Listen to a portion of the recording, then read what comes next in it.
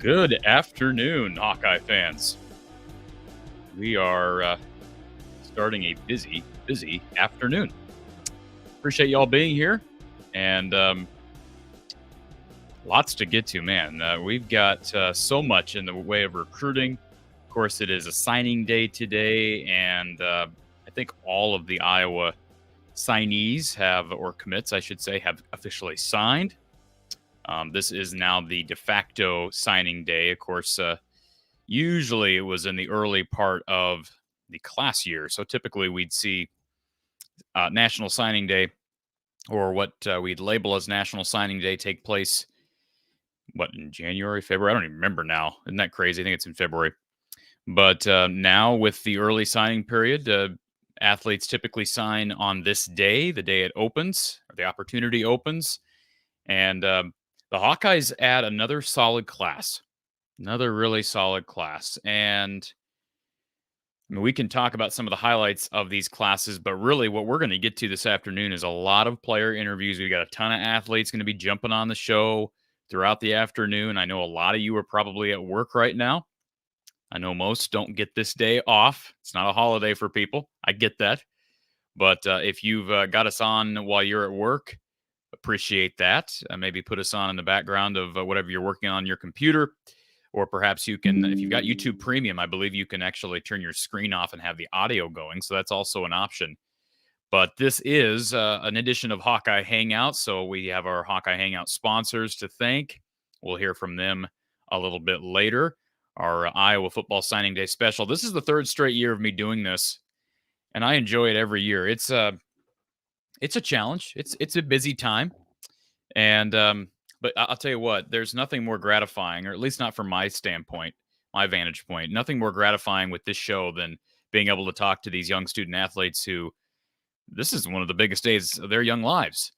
And so congratulations to all of them. We will run through every single recruit that has signed as part of this 2024 Iowa football recruiting class. We'll talk to some of them and we'll talk about all of them over the next 4 hours. Yes, 4 hours. We're going to be here for 4 hours. And don't forget, we've got post-game coverage tonight with a special guest, a man you may remember and know, former Iowa basketball forward Jess Settles will be with Coach Close and I. So it's going to be a fun day. I'll probably sleep pretty well tonight, so that's a good thing. And we'll get into it here in a minute.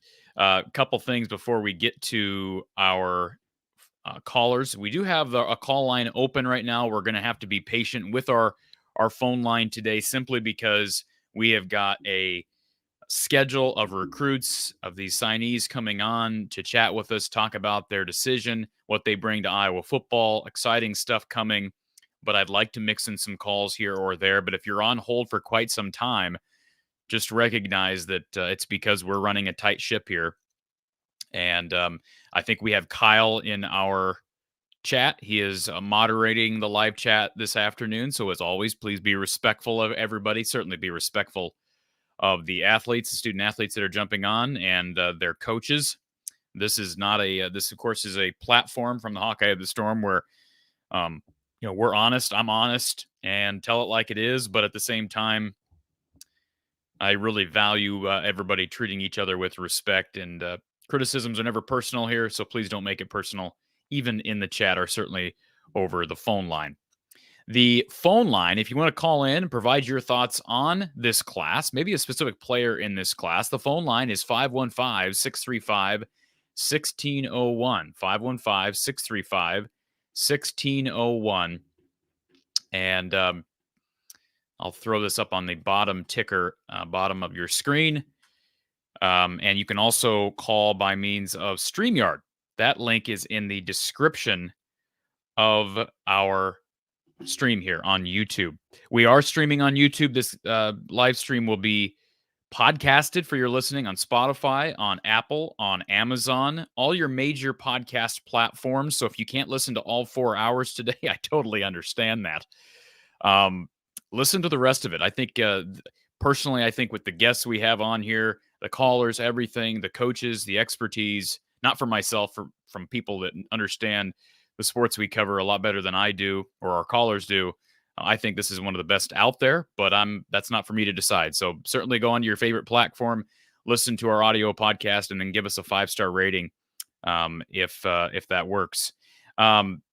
We've got James in our chat. Let's see if we can get James on here for a minute before our first athlete arrives. James, welcome. What's up?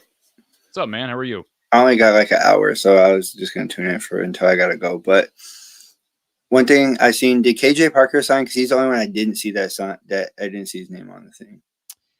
KJ will be joining us this hour, so we can ask him that question. I have not. I don't know if it got updated. I just didn't see him on the actual Iowa page. Yeah, good question. I don't have the answer to that. Of course, most of these athletes, all of these athletes, are signing officially at different periods of the day, and of course, some of these guys have ceremonies where they're not really signing the official papers, but it's kind of a Yeah. what's the word? A formality, if you will. So I guess I don't. I'm assuming if he hasn't signed by now, I know he told me that. Well, I don't want to share that. He should be signing at some point if he I hasn't. didn't know. I didn't see him on the actual like the Iowa Twitter page when they tweeted out all the ones. He was just named. I have we have here according to a source that he's signed, but we'll confirm that with KJ when he jumps on with us here in a little bit. Maybe the Iowa football page, maybe on Twitter was just late. Then Yeah, Iowa has not posted anything, I don't believe. Yeah, that's why I just didn't. Because I seen like everybody else pretty much, but I didn't see him. Yeah, what do you think about the class, James? I mean, obviously, it's kind of what you expect, I think, from a typical Iowa class. They recruit a lot of in-state guys, which, I mean, there's nothing wrong with that, too. But I feel like the out-of-state guys we got, too, are good. And I'm excited for Reese in the retrospect of, like, obviously going into next year, will probably be number 4, obviously. But, like, you just hope you can keep these guys around. You never know with the portal sometimes, especially at quarterback. The portal's crazy at quarterback. You know that.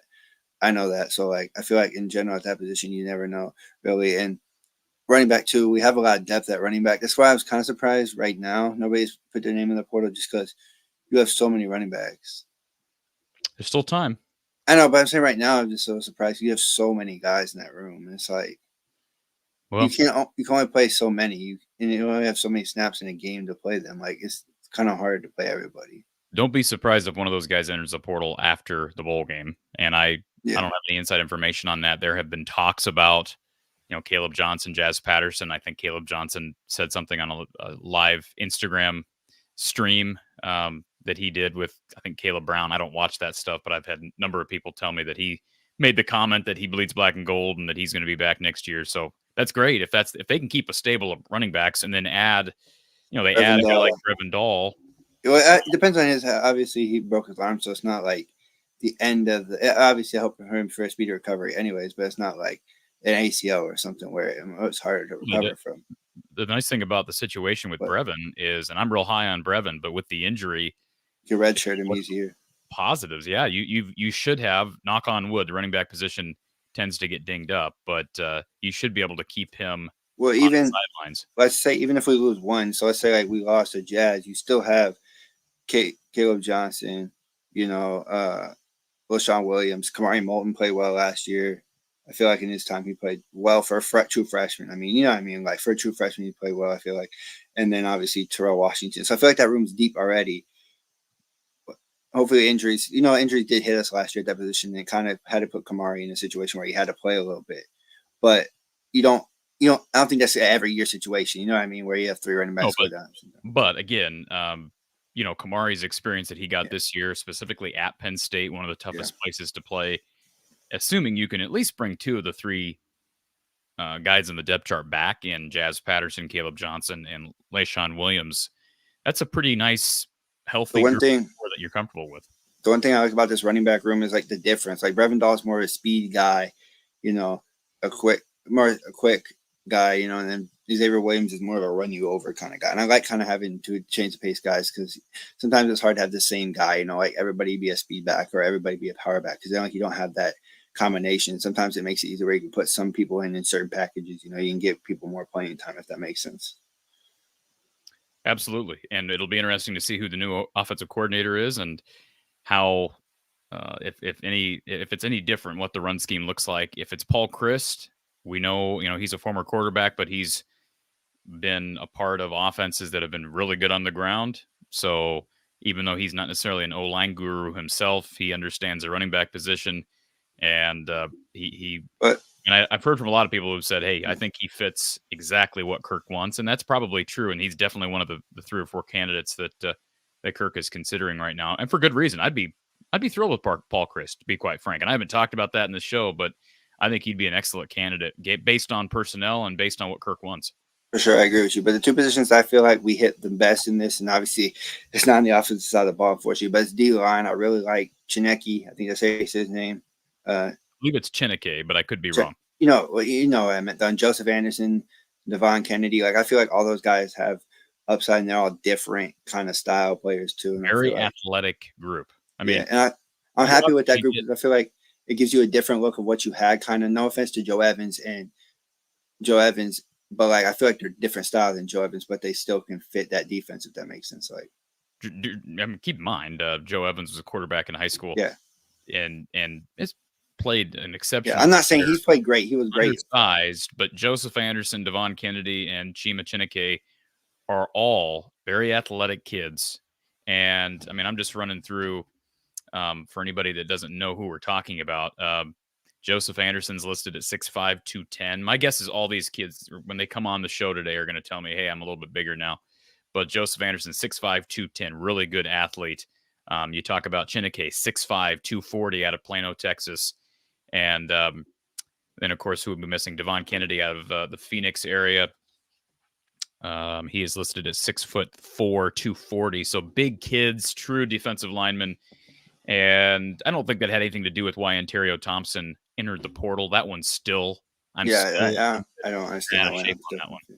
But another last position I think is like DB with like Jalen Watson. His speed is crazy. I seen all of his highlights on Twitter. His speed is absolutely crazy. And then obviously Rashad Godfrey, I think, brings you kind of a different style too, to whether he plays corner or safety. I don't know what is Godfrey listed at, corner or safety. He's listed as a DB, I believe, but I think he's projected. I think he's projected as a DB, as a safety. Excuse me. Right. Well, I know Watson played a lot of corner and wide receiver. He was really good at wide receiver in high school too, which is kind of weird. But I feel like you have the athleticism back there that you want to have in the DB room, and obviously you bring in all the Iowa linebackers. You pretty much got every linebacker from Iowa this year almost, in Buffington and Rise, and those guys are joining the fray that was last year. Yeah. Oh yeah, we can't forget about on the D line. We can't forget about Drew Campbell as well. We can't forget about Legacy. Absolutely. Drew Campbell will add a lot regardless of where he ends up lining up. But you talked about Derek Weisskoff, and don't forget last year with adding Ben Keeter and Aiden Hall. Really strong young group of linebackers they've got to develop with Seth And Wallace. Even who's the guy that played a little bit this year on special teams? He got ejected from the game. I forgot who it was. Carson Shire.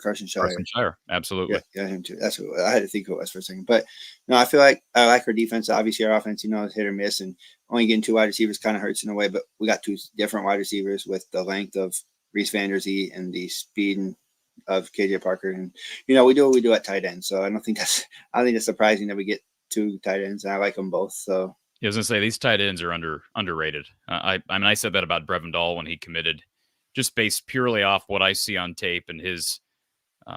He's once again appears to be a complete back, and he's not a one or the other type of kid. And really good center of gravity, good vision. Appears like on tape he's got really good vision, really good speed. Again, the injury is a question mark from this past high school season, but he's underrated. And yeah, Michael Bert and Gavin Hoffman both really good young prospects. Sure. And one more position, obviously, we hit on is O-line, but I don't know what to think of the O-line. Obviously, they're good, but sometimes they don't develop. I feel like recently they haven't developed as much as we want. Some of the guys now haven't developed as much as we want to. So you don't know what you can get from that room. And we don't know if there's going to be changes to that position coming after the bowl game.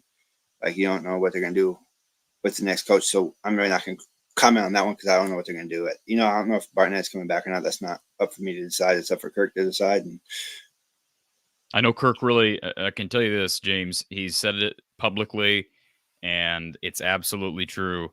He really likes George Barnett. So yeah, I know, but I feel like you haven't seen the growth you have from other coaches at that position. So absolutely. No, it's not. I mean, that unit has not played great. I mean, they were better this year than they were, in at some points, but at other points they looked the same as last year, if that makes sense. At some points they looked better, and then at other points they looked like they went back a step. You know what I mean? Because sometimes they would miss easy assignments or one-on-ones. They would just whiff at it, and then it's kind of like that should be stuff, especially with juniors and seniors should not be doing. Maybe freshmen and sophomores, but juniors and seniors, they should probably not be doing that a lot. But yeah.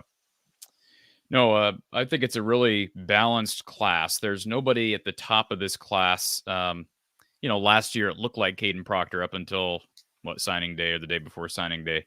it looked like Caden Proctor was going to be the foundation of this class. This is just a well-rounded class, and you have your really good court. I mean, maybe the most underrated, or I shouldn't say underrated because he's getting a lot of national attention, but the one guy we haven't talked about is James Reesar because of his ability to run, to move. And I mean, that's what they did this year too. Quarterback that can do that. That's what they did in 2025. I mean, obviously Jimmy hasn't signed yet, but that's kind of what they did with Jimmy Sullivan too, a guy who has speed a little bit too. And I hope that this is a sign for us to go maybe in a different direction at that position, like recruiting wise. And obviously, it should have happened a long time ago, yeah. But obviously, after what Brad Banks did, I'm not comparing these guys to Brad Banks at all. I don't want anybody to say it, but I'm saying like what he did at Iowa with his different thing. I'm surprised they haven't went in that direction in so long after what Brad Banks did.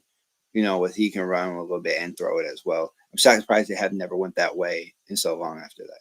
Marco Lainez, James Reesar, Jimmy Sullivan. That's a stretch of, that's three guys that all, you could argue, their strongest trait is their ability to move.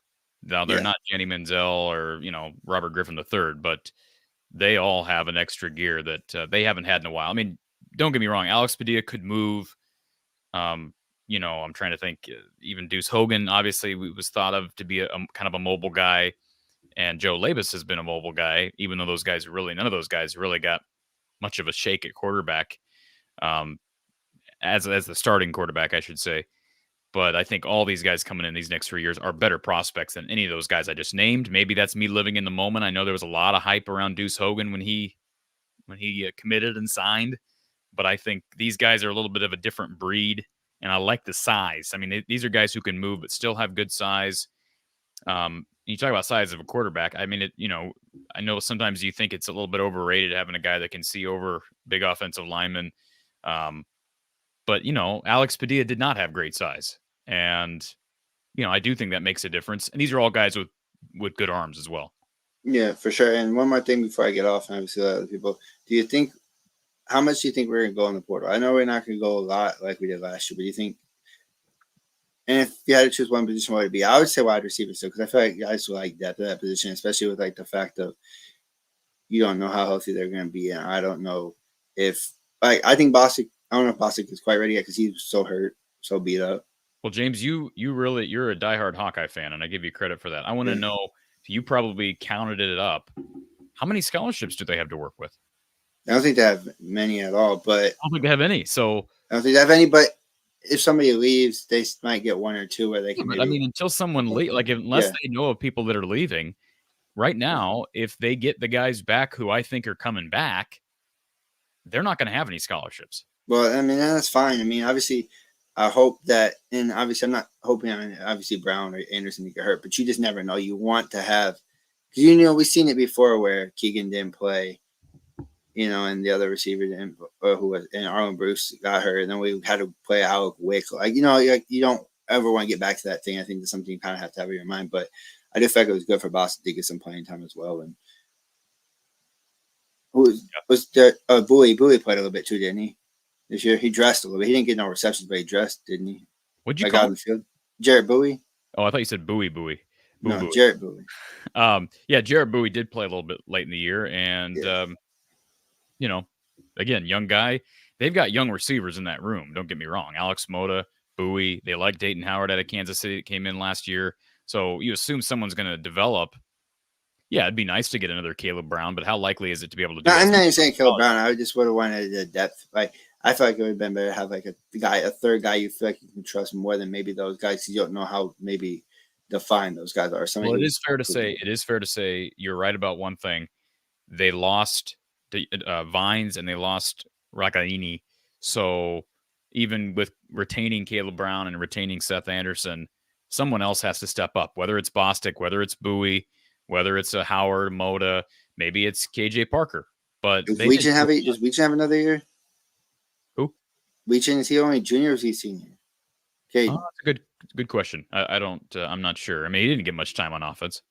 Yeah. But he has speed and he has something you can bring to the offense a little bit too. You can use him in other ways too if you really. But I'll let you go get to your callers, and it's a good class at least, and it's good to retain everybody, not lose your best blue chip like we did last year. Obviously, didn't have a blue chip like we did last year, but it's good to not lose anybody. I hope all these kids enjoy their time at Iowa City, whether it's however long it is. That doesn't matter to me. Just I hope they did the best decision for them. I think that's the most important. And obviously, I hope Iowa's the best decision for them. But that's all I gotta say. And I'm glad and I hope I get to watch these kids grow into players that will help us win football games. I think it's the most important. There you go, James. Appreciate you calling, sir, and hope you'll stick around. I'll be here for basketball tonight, but I have to go in a little bit. So, okay, we'll forgive you. Thank you, sir. Ethan Hawkeye says Marco Lainez has the best high school tape since Drew Tate.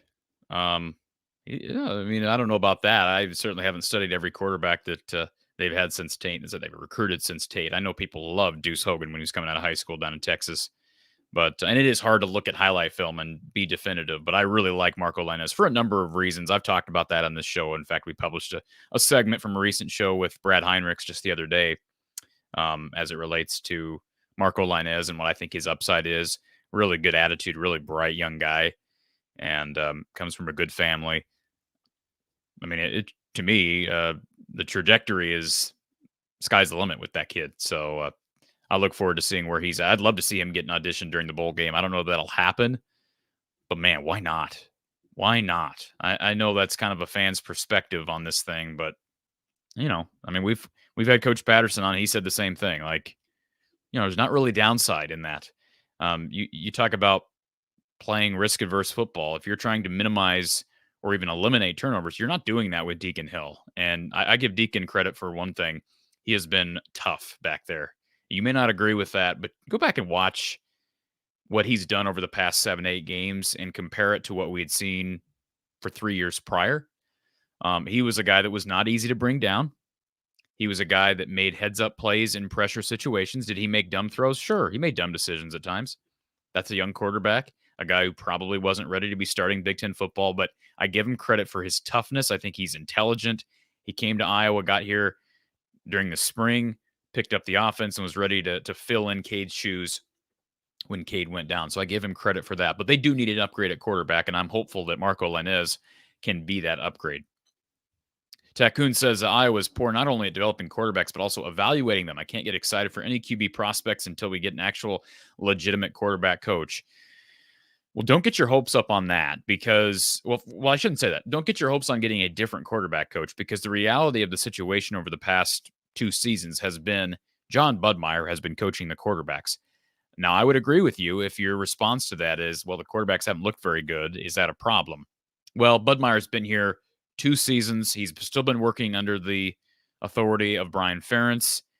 I don't know what exactly will happen with the quarterback coaching position, given the fact that, if Paul Chryst comes here, he's a quarterback's coach. If Joe Philbin comes here, he's not a quarterback's coach. He's an offensive line coach. So unless they eliminate somebody else's position, unless they, get rid of George Barnett, make Joe Philbin the O-line coach, and promote John Budmeyer to quarterback's coach, nothing's going to change. What's likely going to happen, I would surmise, would be that you'd hire Joe Philbin.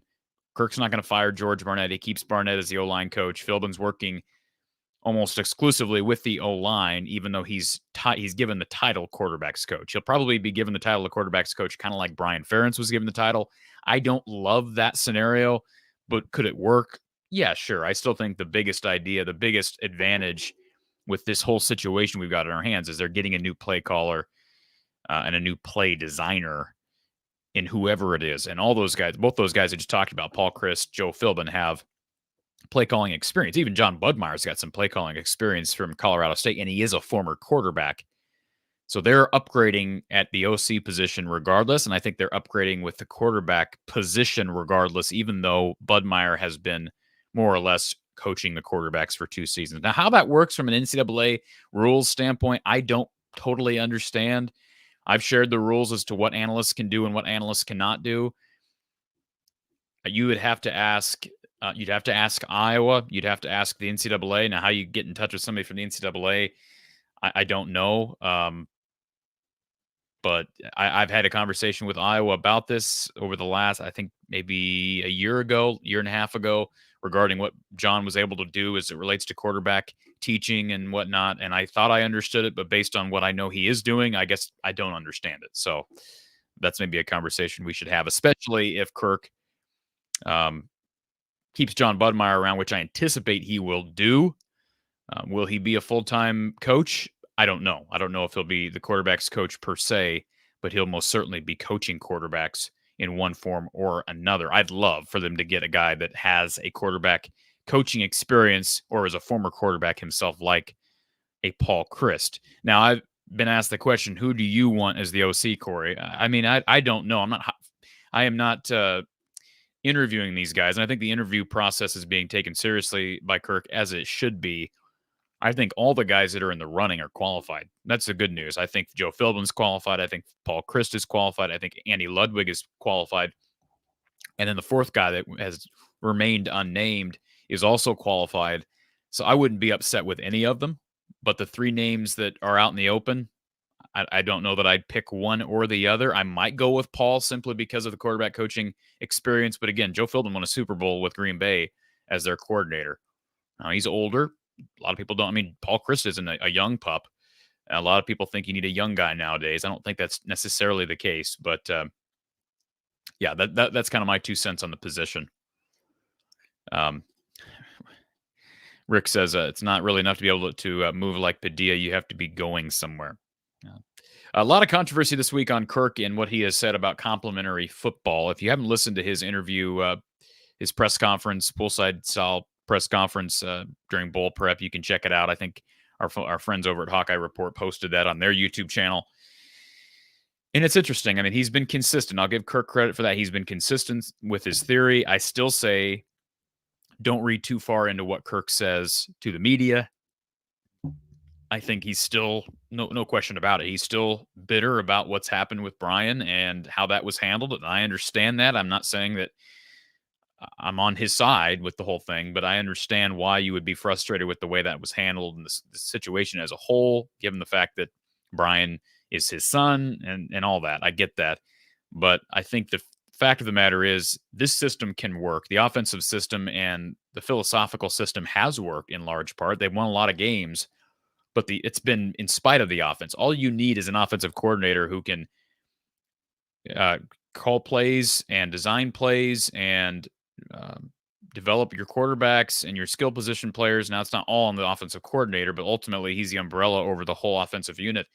You have to be good enough that you're not having to overcome your offense, that you're not being a detriment. And that's what the offense has been since 2021, at the minimum, has been a detriment to this team. I don't buy the idea that the offense has somehow complemented things. That's just, I think, not living in reality. But Kirk is going to stand by his motto and his stance of complementary football, run the ball, balanced approach, and that's fine. But you need to be able to have a guy who understands quarterback play, understands the passing game, understands play calling, and hopefully will get that. If they get any of the guys that are in the running right now, they will get that. Cub Hawk 1237. Really like our last two O-line classes. I'm assuming you're talking about 22 and 23. Excuse me, 23 and 24. Josh Janowski is a really good prospect. Certainly, I like Bodie McCaslin, kid out of Illinois that has got a high upside. Will Nolan is one of the higher ranked kids in this class. They've really built on the interior even better than they have outside.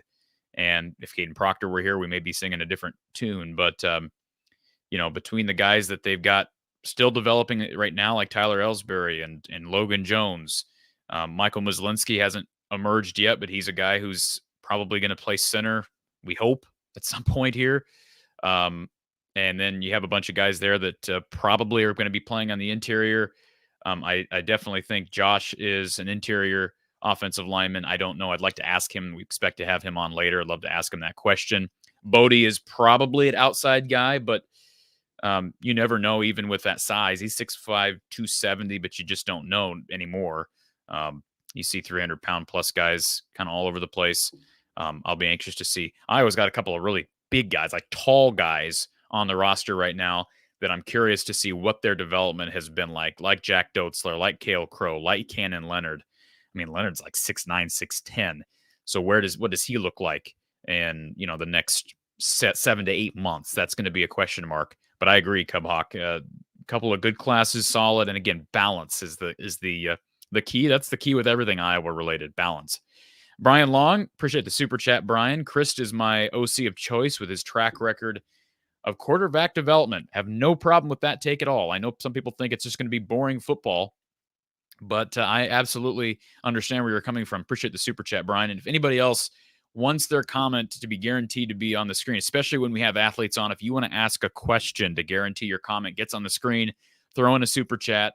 It throws it up on the side of my screen, so I see it right away. I simply cannot navigate through all the comments. I do appreciate all the comments that all the people who are in the live chat, but I simply can't filter through them all. So throw in a super chat and you'll get your comment on the screen, and especially if we got an athlete on.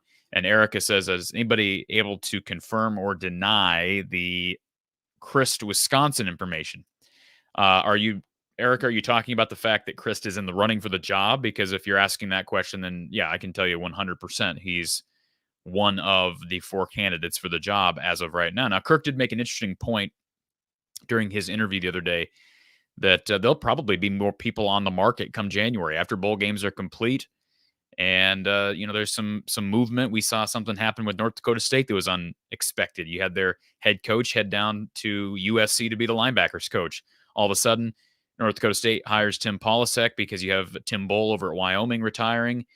So, movement like that can open up possibility of other candidates that maybe before weren't considered to be on the market. So, but Paul Christ is absolutely in the mix. Gus, not real positive. This is negative Gus. Negative Gus. He says we will never see Marco on the field. Never. Be positive, Gus. Positive, Gus. Thank you for being here. Let's see. Bryce says, should Marco play on New Year's winning or losing? Why not? Why not? And you don't have to move. You don't have to make him the starter, right? But bring him in and, play him for 4 or 5 plays in the first quarter or the second quarter or whatever. See what he can give you. Have a few plays ready for him. And if he looks comfortable, have a few more plays possibly that he's practiced, that he's comfortable running in your back pocket for the second half. It was interesting the other day. Kirk talked about the possibility of not having Brian for the bowl game. That is a possibility, given the fact that Brian could get hired somewhere else, whether it be in the NFL or in college. If he gets up and leaves before the bowl game, he won't be with us. So that will be interesting to see. Okay, I want to make sure. Looks like our first guest does not have his mic connected. Let's see if I can get a text off here to get his audio connected. While I'm doing that, just hang tight.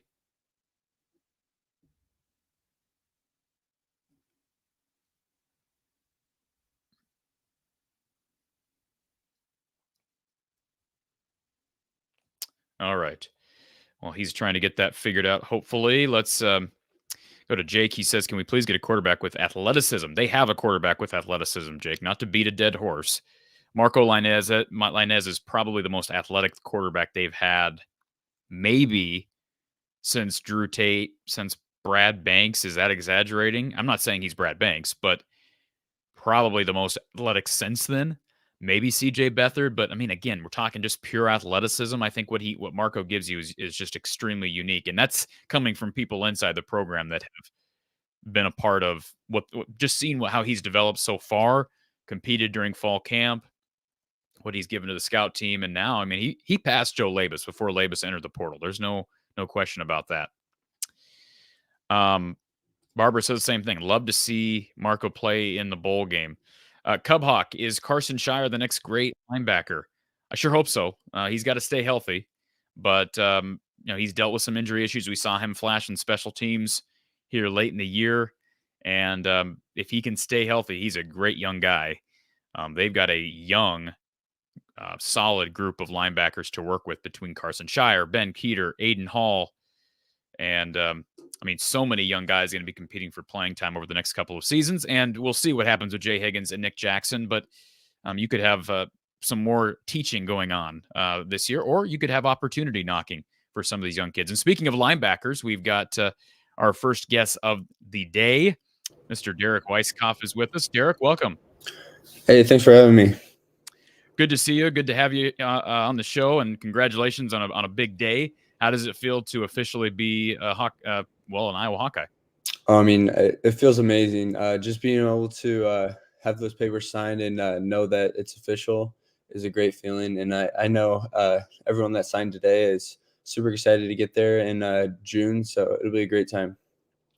So, Derek, talk a little bit about your background. You're from Williamsburg, I'm assuming, because you and I have never actually talked formally. I'm assuming you grew up a Hawkeye fan. You're right in the back door of Iowa City. Talk about your upbringing. So I actually transferred from HOV, a small town in Victor, Iowa. My 8th grade, or going into my freshman year, I transferred to Williamsburg. And ever since I transferred, I mean, Williamsburg brought me in as a family, and the community was a great support. And since then, I mean, just the coaching at Williamsburg and all that helped me get out to all the college coaches and all that stuff, and they helped me be the athlete I am today. So just thanks to them, and just the way that all the colleges reach out to me and all that stuff. And Iowa was definitely the top pick for me the whole time. I mean, it wasn't my first offer, but I mean, I was very high on Iowa this whole time. So it was, I mean, I'm happy with my choice, and I'm excited to get there. How exciting is it for your family there in Williamsburg to be able to be so close to games? I'm assuming they're going to be able to be there each and every week. I mean, not many athletes at Iowa or any university get that opportunity to have their family right in the backyard. I mean, I think my family's very excited about that. I mean, both sets of my grandparents will be able to be there. I mean, aunts and uncles. I mean, family, friends, and all that. Like, they'll all be able to support me every single home game and all that stuff. And I'm sure my grandparents and parents will travel occasionally to some of my games and stuff. So it'll be great to have that family support at each and every game. And I love that we're so close to the Iowa City.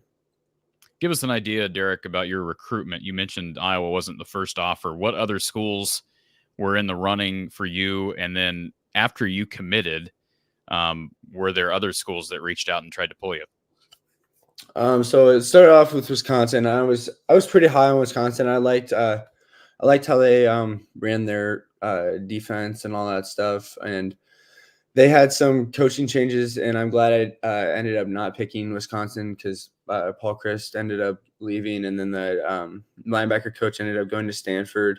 So I'm glad I didn't end up going there for them because I had a good connection with all of them. But and then I ended up getting offers from Iowa State, Nebraska, just close colleges nearby. And I mean, there was nothing like the Iowa program. I mean, the culture at Iowa, the way they develop their players just as grown, as men before, I mean, football players is crazy. And I love how Coach Ferentz works his practices and all that stuff. And it was a huge difference once I saw that first practice at Iowa City.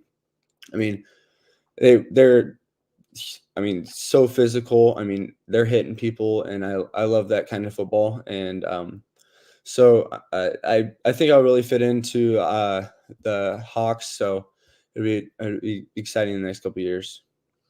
And Derek, 247 Sports has you as the top-rated kid in this class. How does that feel? Does it you kind of take an ownership, a leadership approach to this group, and how close are you to your peers that have signed today? I mean, I don't really look at the rankings and stuff, but I mean, yeah, recruits that are real close to top ranking with me, like Gavin Hoffman and Cam Buffington, and Cody Fox, and all them. I mean, I get along with all of them and visits and stuff. The official visit was super fun with them, and seeing all the recruits. And we had a great official visit. We had a lot of Hawkeyes commit that day and after their official visit. So it was great to see how they got to Iowa City and got to talk to these coaches, and just they actually saw how much Iowa City is like. I mean, this is a cool town, and I mean, the Hawk fans around here is going to support you 100%. So, I mean, I'm glad that we had a bunch of dudes commit after the official visit, and it was a great experience getting to know a lot of new guys. Talk about the opportunity to play for Seth Wallace. It's amazing the rave reviews that I hear regarding him, not just from players who were recruited by him, but even from Nick Jackson. I mean, we had Brad Heinrichs of the Swarm on here a couple of weeks ago, and he just raved about Nick Jackson and his family and their reviews of Seth Wallace. Talk about that opportunity, not just play for the Jim Broyles Award winner and Phil Parker, but linebackers coach Seth Wallace. I'm super excited to play under him. I mean, he's day one when I met him. I knew this guy was legit. Like, I mean, this dude was this guy is one of the best linebacker coaches in the nation. Like, he's produced so many linebackers, the Neiman brothers, the Josie Jules. I mean, Jack Campbell last year, and I mean Jay Higgins. I mean, like the way that Jay Higgins has developed over the last couple of years. I mean, I've seen him practice over the last couple of years, and the way that he's like developed and stuff is crazy. And I love that aspect of Iowa and how these coaches can develop players into All-Americans. Like, I mean, Cooper DeJean, for example, like, I mean, he was a small town kid and came in, played special teams, and then worked his way up on the depth chart and started playing. And I mean, look at him now. I mean, he's an All-American. So just the little things that Coach Wallace does at practice and stuff is unbelievable. And he cares about those little things, and he'll get after you. And I love that about him. Jay Higgins, I mean, what a story. A kid who has stuck it out behind some really talented young guys. I mean, there's some guys in there that we didn't mention. Bo Bauer, Seth Benson, really productive careers as linebackers. And there are some young prospects. We were talking about that before you hopped on with us, Derek. There are some young prospects that have an opportunity to make a name for themselves, including yourself, but Aiden Hall and Ben Keeter, of course, who's an Iowa City native. And I mean, just go down the list. You've got Carson Shire, who's a young guy with a lot of upside. What do you think the next couple of years are going to be like battling with those guys? I mean, yeah, I mean, we're all going to be competing for the spot, and we're all competitors. So it'll be fun battling for the spot and battling with Cam and Reese or Preston. I mean, I'm good friends with them, and we talk every once in a while and stuff. So it'll be an interesting time and a fun experience. I mean, we all got a lot of work to do to become that that NFL draft pick or that All-American pick and stuff. But I know Coach Wallace can all coach us into close or even those linebackers. So I mean, we'll all buy in and believe that the defense will be good, and Coach Parker and Coach Wallace will get us to where we need to be. And yeah, absolutely, Cam Buffington, another 4-star in this class out of Winfield. And what's your relationship like with Cam? We talked every once in a while. I mean, we talk on official visits. On an official visit, we talk every game day visit. I mean, we're both there every game, and I just saw him last Sunday at the bowl practice and stuff. So, and just getting to see them and building a relationship with them it's great, because once we get into Iowa City, we're always going to be with each other, and we're always going to need someone to rely on. And I know I can rely on, or like if I need help and stuff, I can rely on either Preston or Cam. So, and they can rely on me. Like, I mean, I'll be there for them too. And especially like the older dudes, like especially if Jay Higgins comes back and stuff, and like Carson Shire will be there, Jackson Rethroth that I got to know at the official visit, and Ben Keeter and Aiden Hall. I mean, I've known those guys and stuff. So just being able to get to the program and know that I have people to rely on if I need it is, I mean, it will be a great thing to have, and great support. Derek, are these numbers accurate? Are you still about 6'3", 200? About 205, 210. 205, we'll round up to 210. And what's your ideal weight?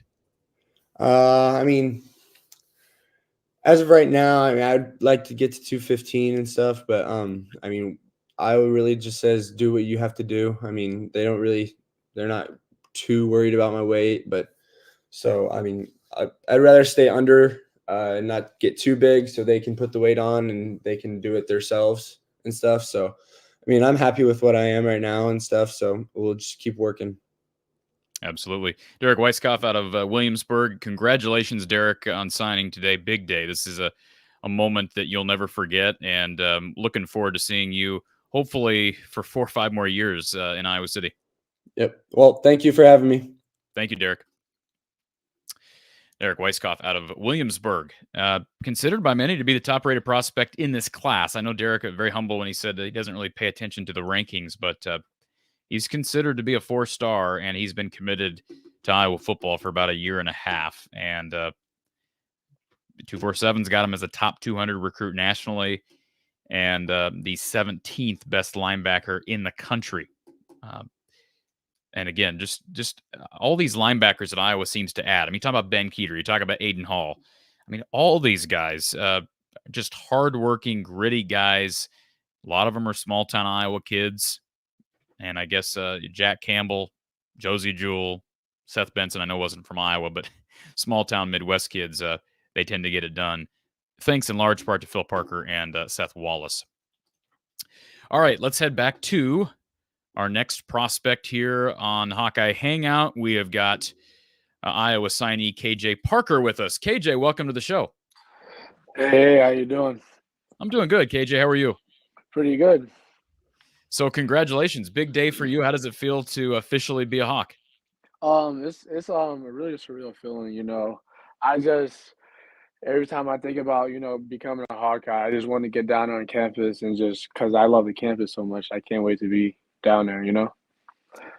So I'm curious as to your recruitment. I mean, give us an idea of what your recruitment was like, the other schools that were involved, your background. Tell us a little bit about KJ Parker for those of us that don't know you personally. For sure, for sure. So I grew up in Bellwood, pretty much. My recruitment process started out with Iowa State was my first offer actually, and that was like the end of my sophomore year, towards like you know, wintertime. I'll say like December, you know, and my next offer that came in was Iowa. And the crazy thing about it is, like, when Iowa offered me, you know, I kind of like looked past it, you know, because I was itching for more offers and not knowing, you know, what the opportunity I missed because I didn't give him a chance at first. So it was Iowa that offered me, and then more of my offers rolled in junior year. And as my junior year continued, you know, I got offers from like Cincinnati, at the Wisconsin offer, Buffalo, you know, a couple other schools, and you know, they just keep adding up. And Coach Bowen is my DB coach, so he was telling me, you know, let's go down to Iowa. And when I went down there, I just loved the campus and the brotherhood, and all the coaches. They showed me a bunch of love, and I came to realize they've been showing me love since my sophomore year. You know, so that's what I truly loved about it. Kelton Copeland is set to be your coach when you get to Iowa City. What do you know about Kelton and your excitement to play for him? I know a lot about Coach Kelton. He's a really really cool dude. I love him, man. He's very humble. You know, he sees me working. He sees when I worked in person with him back when I went to the summer camp. You know, we've been talking ever since, and we have a great relationship, a great bond. He came out to see me not too long ago, and you know, we talk every day. He asks how my family's going. We check up on each other a lot. All right, I got a question in the chat for you. This is from Tyler. He says, "What would be a good comp, a good comparison that you'd like to model your game after?" I guess we could take one from college or from the NFL. Do you have somebody that you emulate? Yeah, I'll say like from what I heard, because I personally think I emulate as far as like, you know, like a Garrett Wilson or like a Stephon. That's like who I can really see after. Okay. So Yeah. give us a little idea about some competition. What's competition like? Of course, you're out of Elmhurst, but can you kind of give us an idea of what competition is like in Elmhurst? And I mean, that's you're going up against a lot of good athletes in that area for people that don't know Absolutely. Illinois football. Yeah, I would say, everybody has their great competition, don't get me wrong. I feel like Illinois is pretty tough though. Going against, schools like, Marist, Loyola, and we're going against like 7A, 8A schools, and we're only a 3A program. And, it's very tough because being short on numbers, you know, your average varsity roster might be, maybe anything 100 and up, where we only have like 65 varsity kids going both ways. So I would say that's definitely more tough far as a disadvantage, but it's the competition is very tough though. And I say it's definitely one of the toughest in the states around. All right, here's my toughest question of the day, KJ. So answer carefully. There's been a lot of talk about Iowa passing game, and the passing game has struggled of late. There's going to be a new offensive coordinator. Was there any question when the announcement was made regarding the change at OC? Was there any question about you staying committed to this, or was that even a factor? I'm sorry, I got a phone call and it was interrupting there. I apologize. Can you repeat that one more time? You're fine. I was just asking about Yeah. the offensive coordinator change. So, there's a change at that position. Was there any question about your devotion, commitment to Iowa when that announcement was had? I believe it was a couple of concerns about it, but that still never changed anything. My love for Iowa is always going to be the same regardless because how much the coaches show me love. I truly believe that they believe in me and I'm allowing them to put their trust in me. So I'm still dedicated. What do you, as far as your role at Iowa? Are you a guy that, given your size at 5'11", you're probably going to be a guy who lines up on the inside in the slot, or how versatile can you be in a passing game? I say I'm really versatile. I play wideout at my school, and just to like the height comparison, we have Eric Carter, Texas A&M commit. He's 6'5", and he plays wideout. He plays tight end sometimes. So, I say I can move around a lot, and I move from slot, to running back to anything. I even play QB a couple of times, but yeah, I can say I'm definitely very versatile when it comes to, any type of route. When everybody talks about recruiting and specifically at wide receiver and skill position spots, they want to know what a kid's 40 is, what their 100-meter time is. Can you give us an idea of your speed? Yeah, I say I am pretty fast. I'm more of a top end speed guy. I got a pretty good acceleration. My 40 time is it's a low 4.5, and my 100-meter dash last time I ran it was a 10.89. Okay, Yeah, really specific. So you got those numbers in your back pocket. yeah, I do. Are these measurements accurate? Are you still about 5'11", 165? Yeah, I'm still about 5'11", 165. I recently just had a surgical process on my ankle, so I lost a couple pounds after surgery, but I'm back and good and healthy and starting training. So yeah, I'm about 165. And your plans, I'm assuming that you'll be there in the summertime. Are you planning on enrolling early? What's your trajectory? My plan is being there in the summertime. I'm gonna leave, in June. So yeah, that's what me and my parents plan on to do. Well, we appreciate you taking the time, KJ. We're excited that you're part of this class, and obviously a position that is in need. And I'm sure you're aware that Yes, sir. oftentimes wide receivers can come in and play right away. So if you earn your spot, earn your role, you got an opportunity to be on the field early, and of course, opportunities always knocking on special teams. So, KJ, appreciate you jumping on with us, and Thank you, man. congratulations on a big day, big moment in your life. I appreciate it, man. You have a great day. Thank you, sir.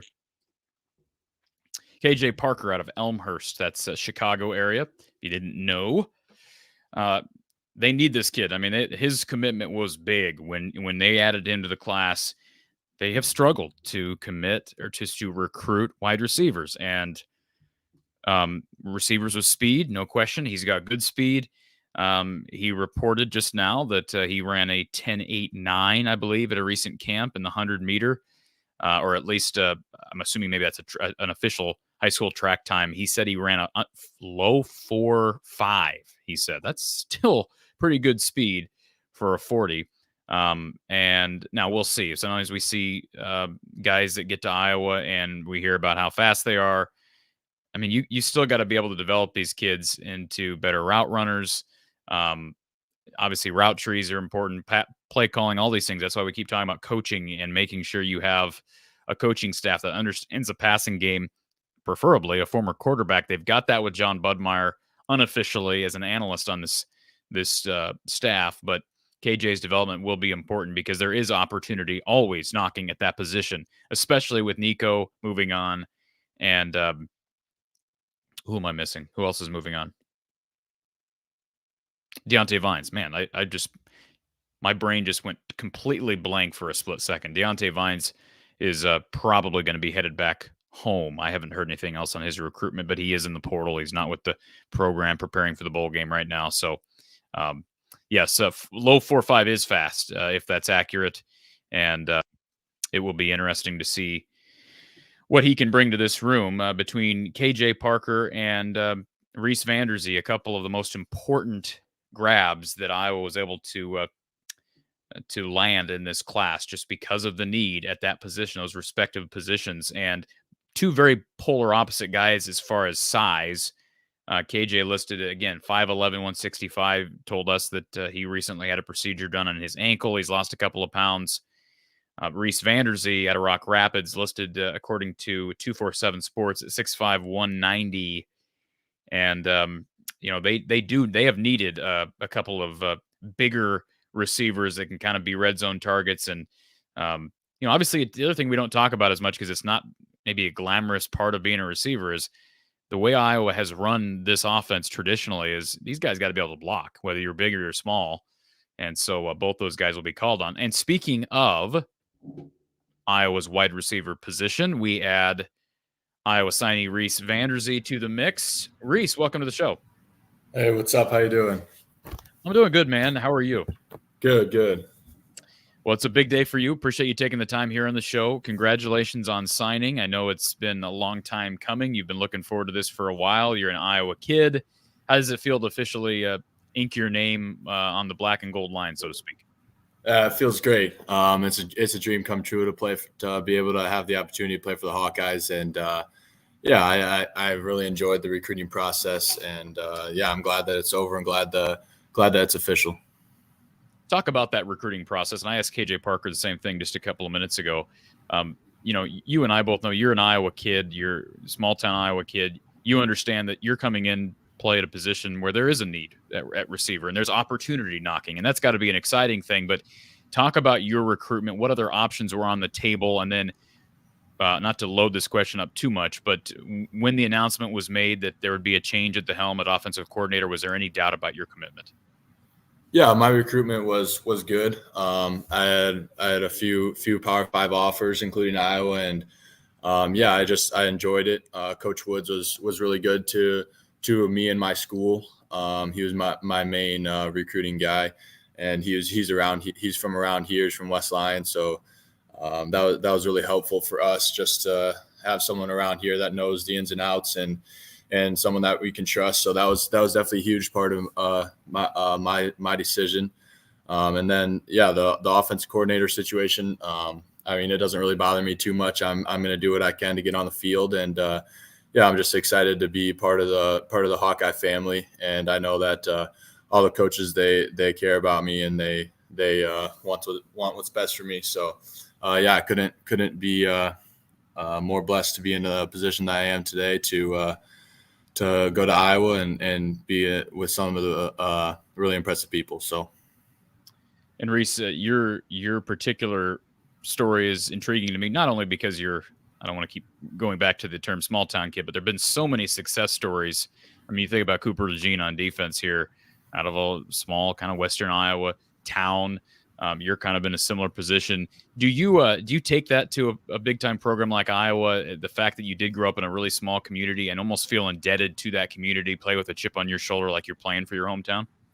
Yeah, for sure. I've grown up in Rock Rapids my whole life, and I know our town is really proud of both me and Graham for being able to continue at Iowa, and also Zach. So Zach Lutmer, he's at Iowa right now too. So yeah, it's really special just to be able to have all of us three be able to continue at Iowa out of a town of like 2,000. So yeah, it's really special. Our community is really proud, and I'm very grateful to be a part of such a community like that.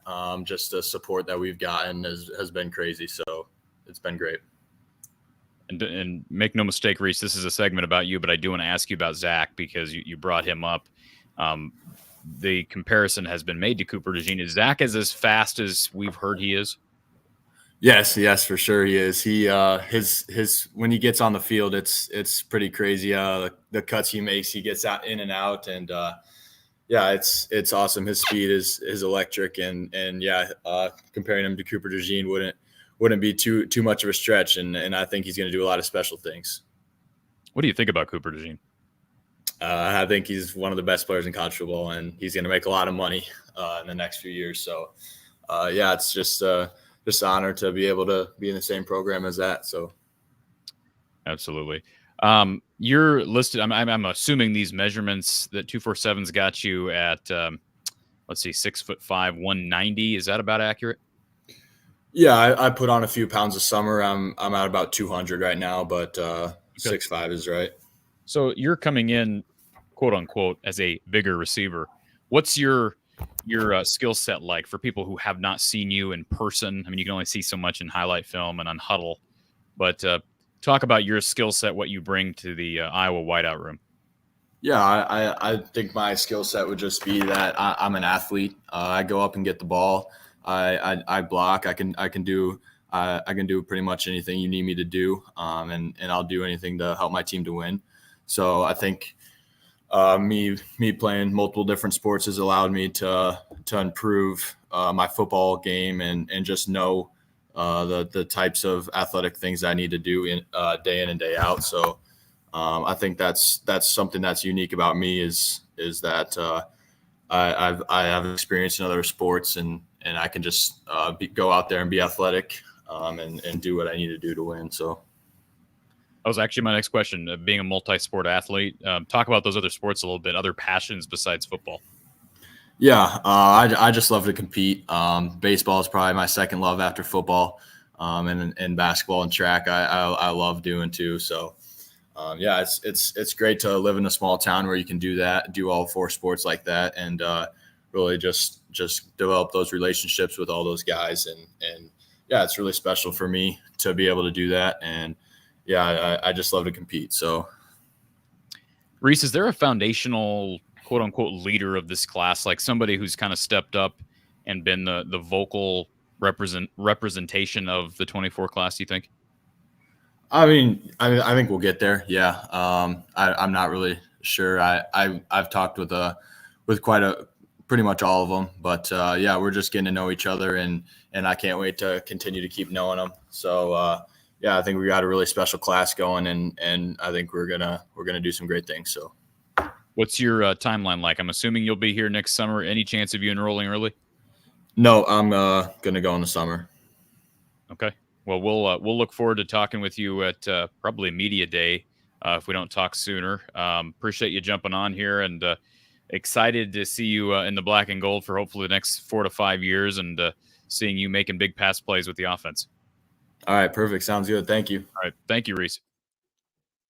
Reese Vanders, he had a Rock Rapids. Yes, he's signed with Iowa. Congratulations to Reese. Again, prototypical X receiver. Everybody loves that term. Prototypical X, right? 6'5", 200 pounds coming out of high school. He may be a little bit heavier, but then I don't know what the ideal weight. That was a question I did not ask Reese, but I think it was KJ. Was it KJ or see, we've already had so many interviews. I don't even remember where we were, but I mean, once you get in the weight and conditioning program at Iowa, they're going to be able to get you where they want to get you 9 times out of 10. I know there's been some controversy with a few different guys over the years that couldn't put on proper weight, etc.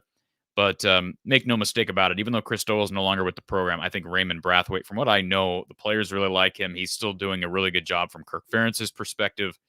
And the strength program is really strong, no pun intended. So congratulations to Reese on signing with Iowa and his future. All right, let's go back to, well, before we go back to our chat, we'll have more of our player interviews here in a little bit. Appreciate Derek Weisskoff, KJ Parker, Reese Vanders, all jumping on here in the first few minutes of the show. We anticipate more coming throughout the next 3 hours. We're about an hour in. We're going to take a quick sponsor break. We'll be back with more.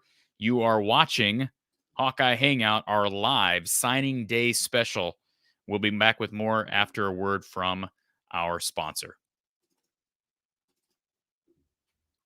Straight from the man cave, Kinnick Under the Kitchen. Authentic, original player artwork is being drawn up for Hawkeye fans everywhere. Locally made prints of stars wearing the black and gold from the past, present, and future. How about current Hawkeye superstars Cooper DeJean and Torrey Taylor? Legends of the past like Jack Campbell, Spencer Lee, and Tim Dwight. Plus future phenoms like Aaron Graves. There are so many options available. They make great gifts, and your purchase benefits the Hawkeye athletes wearing the black and gold. Visit Under the Kitchen on Facebook or at Under the Kitchen's new website. That's underthekitchen.square.site. Again, that's underthekitchen.square.site. Check out Under the Kitchen today and get your authentic, original Hawkeye print. Thank you to Under the Kitchen. Randy has been with us for the last year and a half at least. Appreciate Randy Engel down in Mitchellville. Small business and an NIL related business. He's benefiting not just this show, but he's also helping the Iowa football and Iowa basketball athletes at large. So appreciate Randy working with a variety of Iowa Hawkeyes. And we also want to thank Iowa Floor Covering. Look at the studio, beautiful building down in Des Moines, right in the heart of central Iowa. You can visit their website, iowafloorcovering.com, if you've got a project to work on or need advice on your next project. Give Iowa Floor Covering a call, 515-379-7000, 515-379-7000, and ask for Ryan or Tyler, any of them. They can all help you out. And let them know that From the Hawkeye of the Storm sent you. They deal with tires. They don't deal with tires yet. I'll ask them if they're going to add that to the resume. They deal with tile, including tile showers, as well as a variety of different types of flooring. Maybe it's carpet that you're looking at, need some advice, direction on your flooring project. Maybe it's a DIY project. Visit iowafloorcovering.com. You can use the /DIY for information on their click together type of flooring that we've promoted here on the show. Again, give them a call, 515-379-7000. They are Hawkeye fans, folks. Yet another reason to support the cause. All right, let's get back to our chat. I know I missed a couple of questions, I believe, from John. Yes, this question was a good one. With his success this year at receiver, do you see Jalen Watson playing receiver at Iowa? Based on what I know, based on what I've heard, we had Jalen Watson on this show. It does not sound like that's in the works. However, with his speed, I know it's intriguing, similar to the speed of Cooper DeJean when he got to Iowa. And he's still here right now. We'll wait on an announcement from Cooper regarding his future. But yeah, I mean, it would be great if you could get an offensive mind in there who could tinker with that. I'm not saying he's going to switch positions, but I mean, boy, to me, nothing should be off the table right now. I know Kirk's focus is hiring a new play caller, a new guy to kind of coach this passing game. And I think it's a fair question whether Kelton Copeland should be retained. I think that's a fair question. It's nothing against Kelton. Seemed like a really good guy. And I'm sure he's a good coach, but the receiver room has not seen great production. And part of that lies on the players. Part of that lies on the offensive coordinator and on the scheme and on on the wide receivers coach. So there's not one person to blame, but ultimately wide receiver play falls back on the wide receivers coach. So, but that is a good question, John, given Jalen Watson's speed. And, of course, KJ Parker's got good speed. We talked to him a little bit ago. Jeff, thank you for the stream, Corey, and your dedication. Well, thank you, Jeff, for being here. Do appreciate that. And I know that we're going to be a little bit short on people, just given the fact that it's, 2 o'clock in the afternoon on a Thursday, Wednesday? Wednesday. It's a Wednesday. So, yes, CJ wants to know if there were any questions about Reese becoming a tight end. I did not ask that question, CJ. The only reason I guess I didn't, and I don't, maybe you're reading forums and reports that I don't really have time to consume much other content, but they have such a need at wide receiver and not as big of a need at tight end. Maybe he ends up doing that. I mean, he's at 6'5", 200 right now. I suppose that's possible, but they've just been in such need at wide receiver and need of your prototypical X. They haven't had one of those in a while, since probably Brandon Smith. Now, maybe Jacob Bostic ends up being that guy. He's kind of bigger at like 6'2", 6'3". Dayton Howard is a big kid who looks like a tight end at 6'5". And but that's a good question. I did not ask him that question. I will say this: they've got a really good couple of tight ends coming in this year, and Gavin Hoffman and Michael Bert. Both those guys, for being high school kids, seem to be excellent route runners from what I see on tape. Really soft hands, really smooth. I mean, it's just amazing. Like, I'm just amazed that Michael Bert's a 3-star, and I know Gavin Hoffman's a 4-star, but if we talk about Iowa not being able to land the big name recruits, even at tight end, which seems almost confounding to an extent, because it's like, hey, it's tight end U. Why aren't they landing 4- and 5-star kids? I think they're landing 4- and 5-star kids from their perspective. Like, from Iowa's perspective, these kids are 4- and 5-star kids. And when you watch them on tape, regardless of what that little star rating that these quote unquote experts have rated them at, they look like 4- and 5-star kids. So, no, absolutely. Tight end is a position that is not going to go anywhere. I mean, it's not like Iowa's going to stop producing great tight ends just because Brian Ferentz has moved on. I do think Brian deserves some credit for what they've done in recent time at the tight end position, but Kirk and the staff as a whole, Kirk has steadily churned out NFL tight ends over the course of his tenure here. Whether you're talking about Dallas Clark, you're talking about Tony Moeaki, who I know had some injury problems in the NFL and had his career kind of cut short, but absolutely, these tight ends are the real deal, and hopefully Reese can contribute at receiver, a position that's in dire need of assistance. All right, let's see. Am I missing anything here? Trying to kind of manage several different things at the same time, so please be patient. All right, super chat here from Don. He says, Corey, appreciate the work today while watching while at work. Oops. Don, don't get in trouble, but thank you for being here. Do appreciate that. And thank you for the super chat. Super chats do help, folks. You can also donate to the cause. 4-hour shows are not easy to do always. Certainly not complaining. I love what I do. Love talking to all of you, and certainly talking to these prospects that are excited about their future, given the fact that it's signing day. So I enjoy these shows, but they are somewhat taxing at times. But we're expecting more of our 24 class to be joining here very soon, so stay part of the show. And bottom ticker as well. I need to talk about this more, but while we have a spare second in between our interviews, if you are interested in sponsoring anything here at the show, specifically our post-game coverage with Coach Close, like, we've got great stuff ahead with Coach Close, and every year we have great stuff, and Coach Close himself is just a great each and every. You are interested in sponsoring coverage, reach out to me from the eye of the storm at outlook.com. That's from the eye of the storm, all one word, at outlook.com, if you're interested in sponsoring any of the show here from the Hawkeye of the Storm. But again, the email's on the bottom ticker. Reach out if you have questions. Okay. Jacob, absolutely. Happy to do it. Happy to be here. And Hawkeye Howard, Don, we won't tell. I see Don. I think Don Patterson. He's talking to Don with the super chat.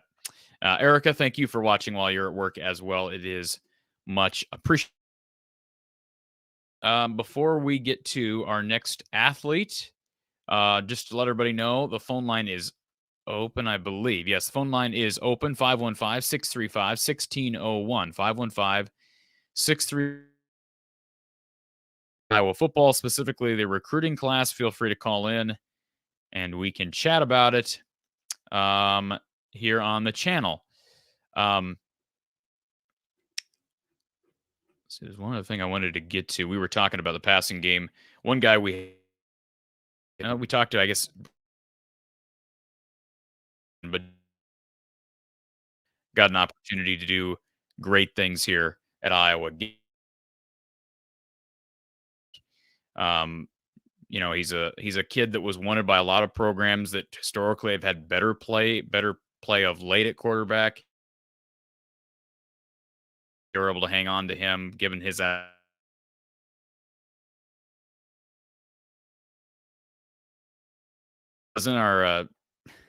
is in our queue. Kyle, I'm adding you on now because I don't think it's your Wi-Fi. I think it's mine. Okay. All right. I was just seeing you do some wonky stuff there, so I wasn't sure if it was on my end or yours.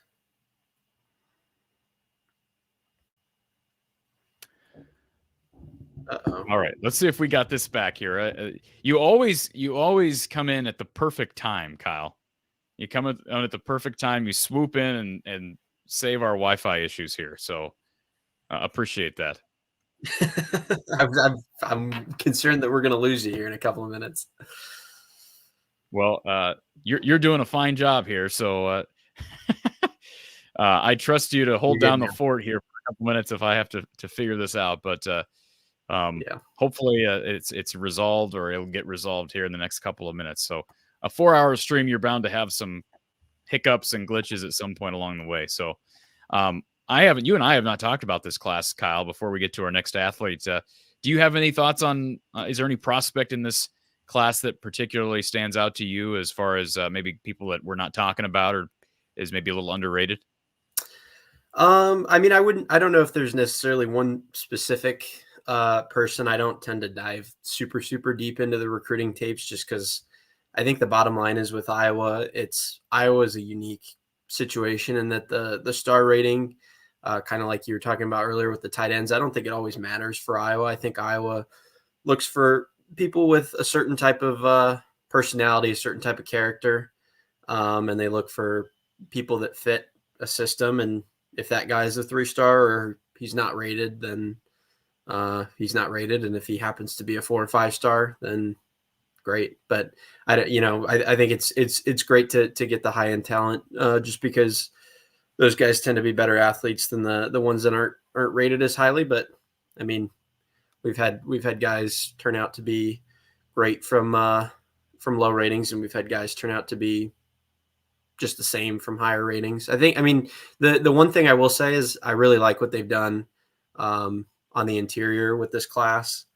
I think just in the trenches, both sides of the ball, in terms of inside linebacker and interior offensive line, defensive line, edge rushers, a lot of guys with good size, a lot of guys on both sides of the ball on the offensive and defensive line that are 240, 250, 260 and up, which is always good to see, because I think that's just important in the Big Ten. But doesn't seem like there's that, Xavier Wampa or AJ Epinesa in terms of the really, really highly rated recruits that we've had sporadically throughout the last sort of 5 to 10, 20 years. But you think about some of the best, I was going to say, think about some of the best results of these recent classes were usually guys that were not 4 and 5-star kids. And part of the reason is because they don't get the 4 and 5-star kids. It's not that Xavier Wampa is not going to be an NFL guy, but I mean, Cooper DeJean, would you rather have Cooper DeJean or Xavier Wampa? I was just going to say that, like, we've had Cooper DeJean and Xavier Wampa who were totally different, in terms of their hype coming out of high school. And you've got one guy, I think, that you at this point, and we'll give Xavier some time. I'm sure he'll turn out to be a great player, but if he turns out to be Cooper DeJean, we'll be ecstatic, right? We'll be over the moon, and he had a high rating. So, David, I use the term Wi-Fi simply because that I'm not a techie, so don't read into me saying Wi-Fi. Yes, I know hardwire. Yes, I don't misinterpret what I said. I'm just saying my internet was having issues. So, Mr. Year of the Boomerang. I have never seen that name on here. That's because Mr. Year of the Boomerang says he's never posted here before. He says, I watch constantly. Simply wanted to thank you for all you do. Well, thank you, Year of the Boomerang. That is the most interesting username. I'm just trying to figure out where that came from. But thank you for being a part of the show, sir. And I see it looks like from your picture, you're from Sioux City. So you probably appreciate these small town like kids like Reese Vanders, who's a Western Iowa kid. One guy that really stands out to me Kyle, when I look through this class is a kid we're hoping to hear from here later this afternoon, and that's Chima Chin. He committed kind of late in the process, but you watch him on like he is a Mongol on tape. Like I don't know how else to describe him. He's just a dog, and I don't know where they line him up. Like they've got, I think it was James mentioned earlier, the size they have coming in along that defensive line at a high school, really impressive. And they're always going to get guys. I shouldn't say always because that's unfair to Joe Evans, but guys like Joe Evans, I think of Parker Hesse, I think of Nate Meyer, Max Llewellyn is a guy who's really emerged, Ethan Herkett, maybe these guys who aren't as physically impressive or daunting, but still are effective. It just seems like they've landed a few more of these physical prototype kids, like a Joseph Anderson at 6'5", 210. Chima's 6'5", 240. That's a big high school kid who's got really good speed and maybe a little bit raw. But you got to like what Kelvin Bell has done with that group since he's been here. And then who am I missing? Devon Kennedy's another one that they landed out of Arizona. Was really good get that was wanted by some other Power Fives. So I think did he have a Penn State offer? I'll have to pull up Devon. But I agree with you. What they've done in the trenches is obviously most important for Iowa football. But I think the pure athleticism, and that I keep referring back to Ontario Thompson because he was kind of part of that run. And for the record, I want to make clear, I have not talked to Ontario. I've reached out to Ontario a couple times. We have had Ontario on this show twice. I talked to him media day, and I know he's very busy. I have not heard from him. I'm, fair to say that. I want to make sure I make that clear. So this is me kind of just going off on a limb. I would not be shocked if he regrets his decision to leave. I wouldn't be surprised if 40% of the kids in the portal right now regret their decision to leave. And I say that, again, based nothing on what I know as the reason why he's leaving, because I haven't talked to him. I've tried to, and I've not gotten a response, and that's fair. But like I know he's got offers. He's got some good offers right now. He's got quote unquote Power 5, Power 4 offers with conference realignment, whatnot. He's got, I think, Oregon State, Houston, Kansas, I believe. So those are some good programs. Don't get me wrong; those are good programs. However, I would like to know, it's these kids' own business. What the reason why they're leaving, but I would be curious as to what went into that decision, because I wouldn't say any of those Houston, Kansas, Oregon State offers. I wouldn't say any of those are defensive powerhouses either. Well, Oregon State didn't have a home next year. Yeah. They still don't have a home. So we can call them Power 5, but they're really not. Houston's fresh into the Power 5, and Kansas some growing pains there. And how does Kansas win games? Yeah, you're right. They Kansas wins games 49-42, not 10-7. And the other thing about Kansas is they have been, up until the last few years with what's his face, they have been bottom barrel of the Power 5 along with Rutgers nationally. And they're no longer bottom barrel, but I just thought it was an odd decision. Not knowing exactly what went into the decision. Remember a year ago, Kyle, we had Ontario on this very show, and he was talking about how happy he was to be a Hawkeye. And I am not criticizing Ontario Thompson. I'm not meaning to sound like that. But isn't that crazy how you can have someone on, a young man who is just so happy to be a Hawkeye? 1 year later, he blocks 2 punts. It's not like he didn't play at all. He blocks 2 punts. He's behind a loaded, deep group of linemen. And I don't know what's going on behind closed doors. I would think he's in a position, if he stayed, that he'd be able to play next year. Noah Shannon is gone. Logan Lee is gone. I thought he was going to get snaps next year. I really did. Yeah, and he's got, I believe, 2 years left. Let me see his. Do we know how many years he's got left? What his eligibility is? 2. I'll pull it up here as well. So, according to Iowa, let's see, he was there at Iowa Western 1 year. So yeah, he's got at least 2 years left. Right, and I think he played in more than 4 games this year. So, he would have used that red shirt year technically, but yeah, 2 years minimum. I'm just surprised by that. But and here's, we got to remember, Davion Nixon entered the portal and did return. So that is possible. Is it probable? No. And does it normally happen? Almost never. I can't even think of another Iowa athlete that did that and returned. If somebody else can think of one, please throw it up in the chat because I'd be curious. But did Josh Janowski do that the first time he entered? Did he enter twice? Right. Yeah. Basketball, absolutely. Yeah. And I think that's. And I bring up Iowa. I was specifically talking about Kirk because I don't know that he's not adverse to that. But, I mean, these guys aren't even with the program right now. If you're in the portal, they're not with bowl prep. They're not doing anything. So it's not like, guys are just out there and getting calls in their spare time. No, these guys are home. They are off the roster. They're no longer in school. Yeah. So it's not a stay until you find a better option type of deal. It's exactly. You kind of have to, especially somebody like Ontario has to bet on himself and that his tape was good enough to get an offer. I mean, the thing that interests me about this whole thing is like, and we saw even this week with the kid, the Nebraska quarterback, Dylan Raiola? Mm-hmm. I don't know if I'm butchering his last name there, but like he decommitted twice and committed to Nebraska at his third school. And you go back and you listen to him and all of the kids. I mean, every time they commit somewhere, it sounds like it's a marriage, right? It sounds like it's forever and ever, amen. It's this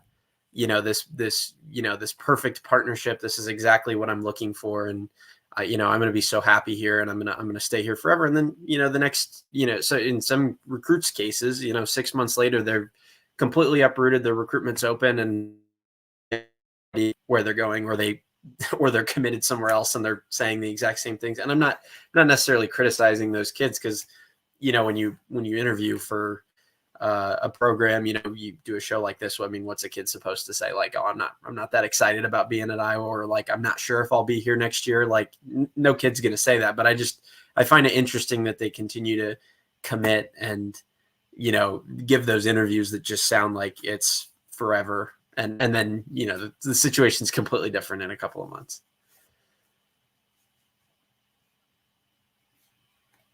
You're muted. I was muted there for a second. I was looking at my little Wi-Fi bar going around in a circle, just tormenting me, just teasing me right now. No, the transfer portal has changed so much. It didn't used to be this way. I saw on Twitter, you may have seen this the other day, Kyle, but I saw on Twitter, did you see the old commercial that was posted from Big Ten Network? It was like, remind me. I think I did, but I can't remember exactly. From like 10 to 15 years ago, and Kirk was the only one that's still coaching. But it was like them. It was the old recruiting commercial where they're all talking about, come to Illinois, come to Iowa, and Joe Paterno at the end goes, "Come to Penn State." You don't remember that? Yeah, I do. Yeah. Okay. One of my favorite commercials. But I was thinking back, like, man, how much college football has changed since then. Like everything.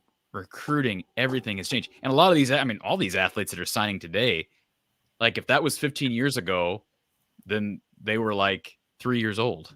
Like a lot of these athletes don't know. This is all they know in a sense, because this is the modern era. So anyways, Kyle, I'm going to throw you back in the queue. If you want to jump on here in a little bit, please feel free. I know you got a schedule this afternoon, but I appreciate you. And if for some reason, stick around here if you can. If for some reason, I won't even say the provider that my internet is through, because I don't want to bash them. If for some reason it decides to dump on us, you're up.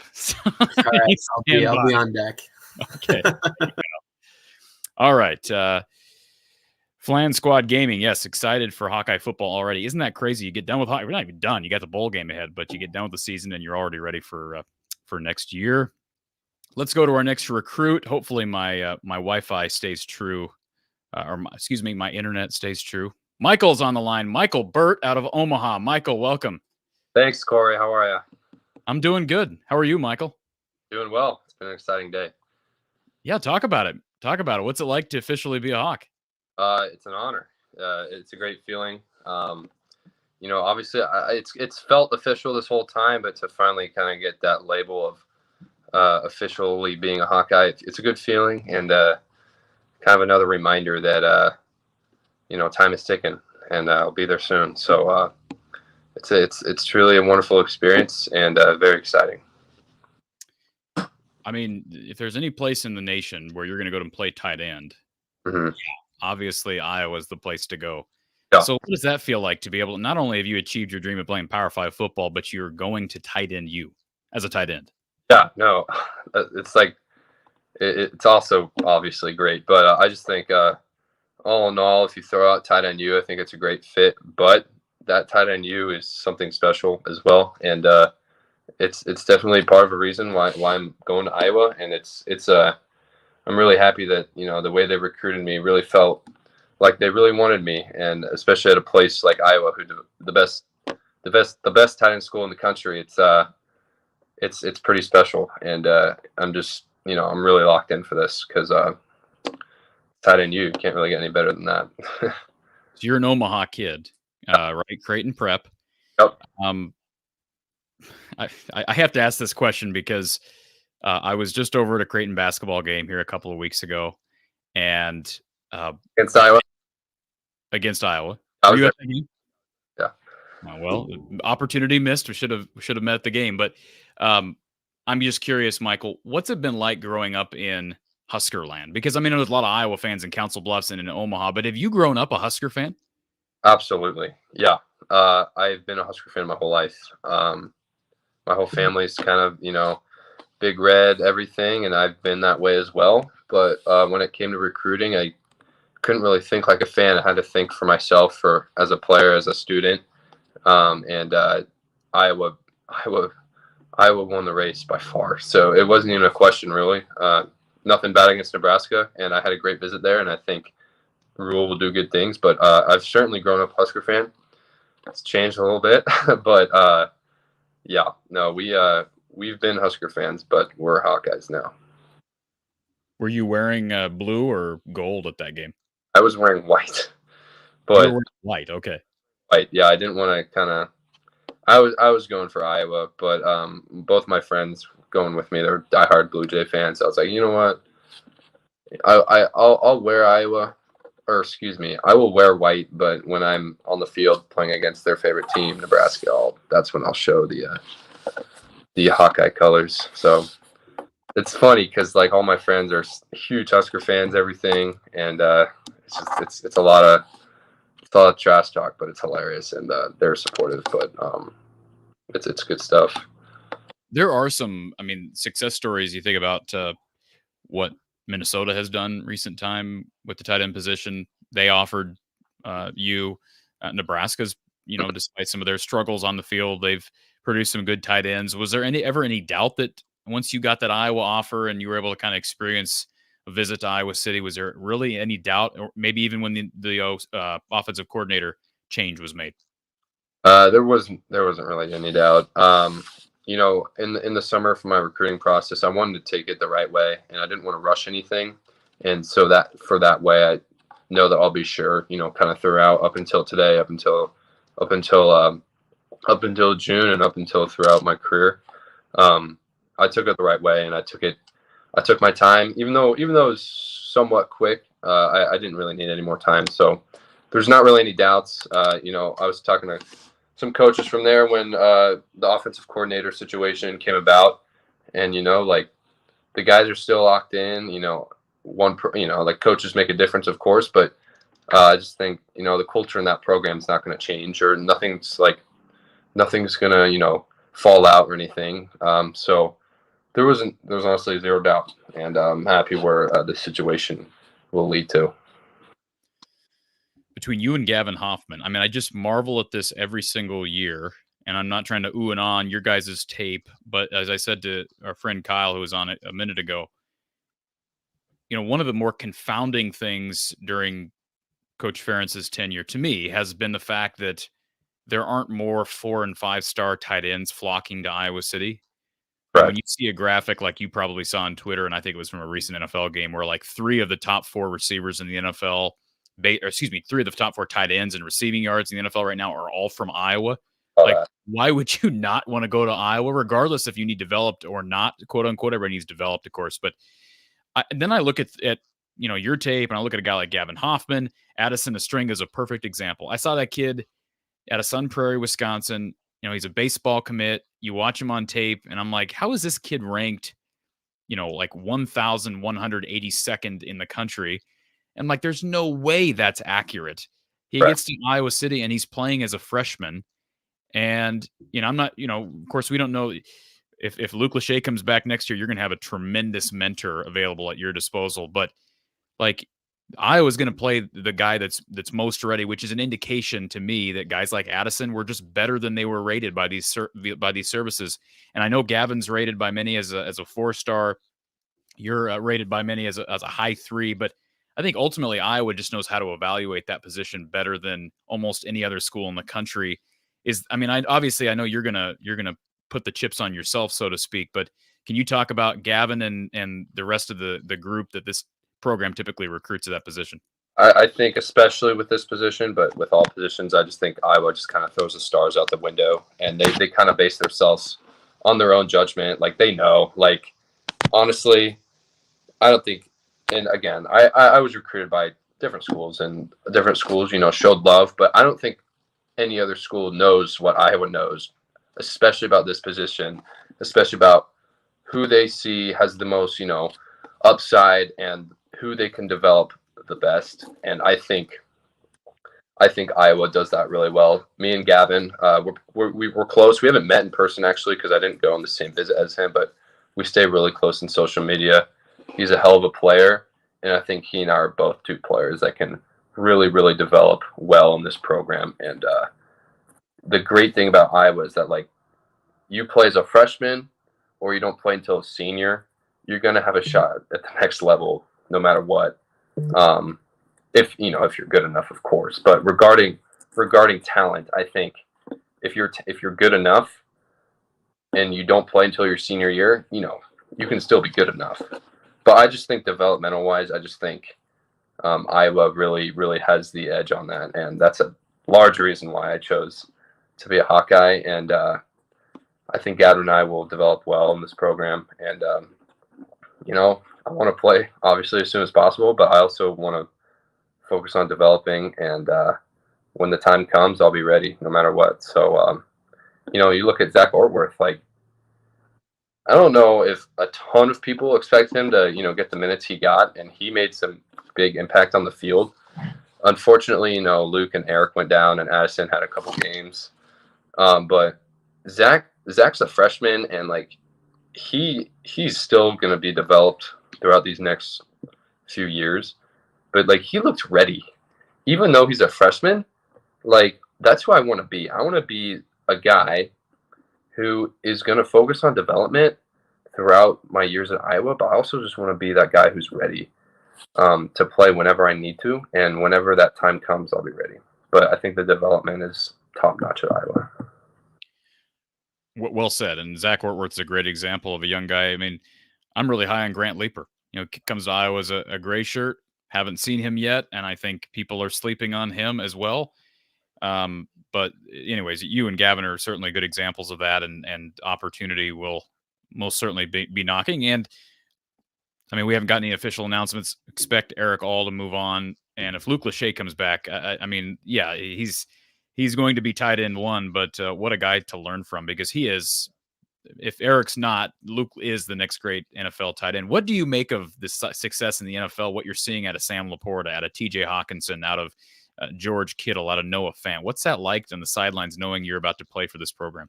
It's super exciting knowing that they were in a very similar position as I am and what Gavin is in right now. High recruited, but not like national 5-star type of guy.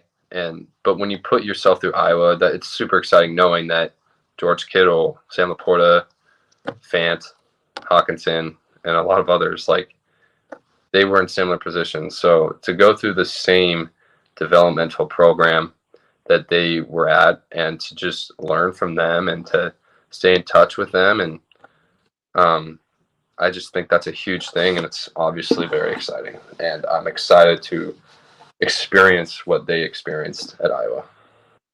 LH wants to know, do you have a favorite Iowa tight end?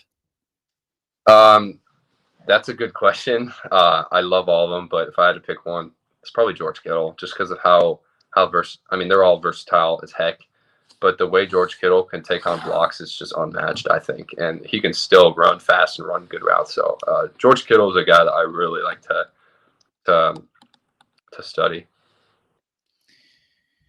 I see several comments in the chat. People who are just happy that you're a part of this roster and a part of this class. Is there? I asked this question earlier. I believe it was to Reese Vanders, but is there somebody in this class that you perceived, Michael, to kind of take the leadership role, or almost like the spokesman of the class? There's not the prototypical 5-star kid, there's Caden Proctor, Xavier Wampa, but I think just so much balance, not just with the tight end room and what this class looks like, but throughout every position, basically. Is there anybody that's stepped up into that role yet? Unfortunately, I wasn't really able to meet a lot of them in person because I didn't go on the same visit. I've gotten to know James Reesar, however you pronounce the quarterback from Florida. Watch this film. I mean, he's spectacular. I'm really excited to work with him. Other than that, I haven't seen much just because I haven't been able to get to know a ton of them in person. But me being who I am, I think I can be ready to take on that role. I'm ready to come in and lead whoever, and just excited to do that. And I know that there's other guys in this class that are able to take on that role, but I can certainly take on that role. We've kind of gotten to know you a little bit here over the last few minutes, but for people that don't know you from a person-to-person standpoint, what kind of a leader are you? And would you consider yourself to be more of an introvert or an extrovert? Good question. The way I lead, the way I've led my high school team is just by always kind of being the first one to the line, hustling up, never having to be coached on effort or for effort, but only, getting coached on whatever I need to do to get better. But I don't think the coaches need to worry about my effort or my attitude at all. And so I believe that, attitudes are contagious. And that's a way that I see myself leading a team or a group or whatever in life. Attitudes are contagious. That's kind of my motto. Introvert, extrovert. What do you mean by introvert, extrovert? Like on the field, off the field, socially, or like? Yeah, is it different? Do you take on a different personality off the field as you do on? Are you like George Kittle? Are you a WWE wrestler on the field, and I don't know what he is off the field, but yeah, I don't even. That's a really good question. In fact, I as a couple of my teachers have actually explained, talked to me about, they see myself and I see myself as well, is, kind of having that switch on the field and off the field. Like I'd love to be a nice, welcoming, comforting, soft individual off the field. But when I get on the field, it's, the switch is turned and it's go time, it's crush time. So it's really fun to have that switch in my head. Because, off the field, I'm a football player, but, I'm also just a bright person and wants to get to know people. But on the field, it's 100% different. Yeah. Not nice, comforting, and soft. Are those the three? Those are the three qualities that you just. Don't worry, that's off the field. Okay. Yes, you're the opposite on the field. Yeah. No question about it. But okay. So last couple things for me, and do appreciate you taking the time. Yeah. On a sure a very busy day. How often do you go to Spaghetti Works in downtown Omaha? That's a great question. I haven't been there. You know what? I went there in the summer. It's kind of like a twice a year type of deal. It used to be back when I'm the oldest of 7 kids. And so my mom would always, every Monday, they have like free kids meal or something like that. And so we go every Monday. It's a lot less now, but I definitely like what they do because they have like a really good salad bar and their spaghetti is pretty solid. So you go there. You get free pasta refills, Michael. You get exactly pasta refills. I mean, that's where else would you get that? I know, and it's like I want to say, as I got an eggplant parmesan, it was actually right before the Creighton game. I know this is fabulous listening for people who are watching this right now. Eggplant parmesan, you pile your plate full of whatever off the salad bar, and they got potato salad and cottage cheese and salad and all this stuff. The salad, we used to have a Spaghetti Works down in Des Moines. It's now gone. I believe the only Spaghetti Works that are left are Omaha and then maybe one west of Omaha somewhere. Maybe but I'd never been. I stumbled upon it. We were looking for a place to eat when we were in downtown, and the other place I'll give a shout out to because people in Omaha are going to sponsor this show anyways. Cone flour. I've been there. Flour ice cream. Yes, my mom loves that place a lot. I've been there. You've only been there once. Correct. There's another ice cream place that's right by my house. I live in this place, this neighborhood. It's called Dundee, and there's basically a strip of road of, there's like the famous gas station that all the middle schoolers go to that I used to hit up all the time. Right across from that is this place. It's called E Creamery, and it's a business. It's a single, there's only one of them in Omaha, I think. It's right by my house, so it's expensive, but that's kind of my solid go-to ice cream place. But cone flour is really good. And people are big on Ted and Wally's, aren't they? Yes, thank you. There you go. That's another. I do love Ted and Wally's. You can get fancy there for sure. It's really good.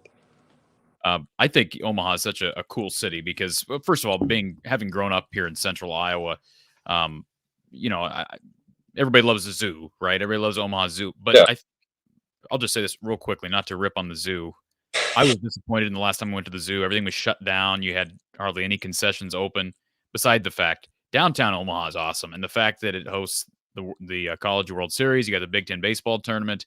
CHI is a beautiful arena for Creighton. It's just a great sports town. So talk about your new home. What do you think about when you've been to Iowa City? What's that going to be like as far as a transition? I'm familiar with Lincoln a lot. I think Iowa City is like a better version of Lincoln. I think it blends in with the college town well. It's definitely a college town. There's a lot of nice restaurants around. You can kind of access anything at any point. Everything's pretty close.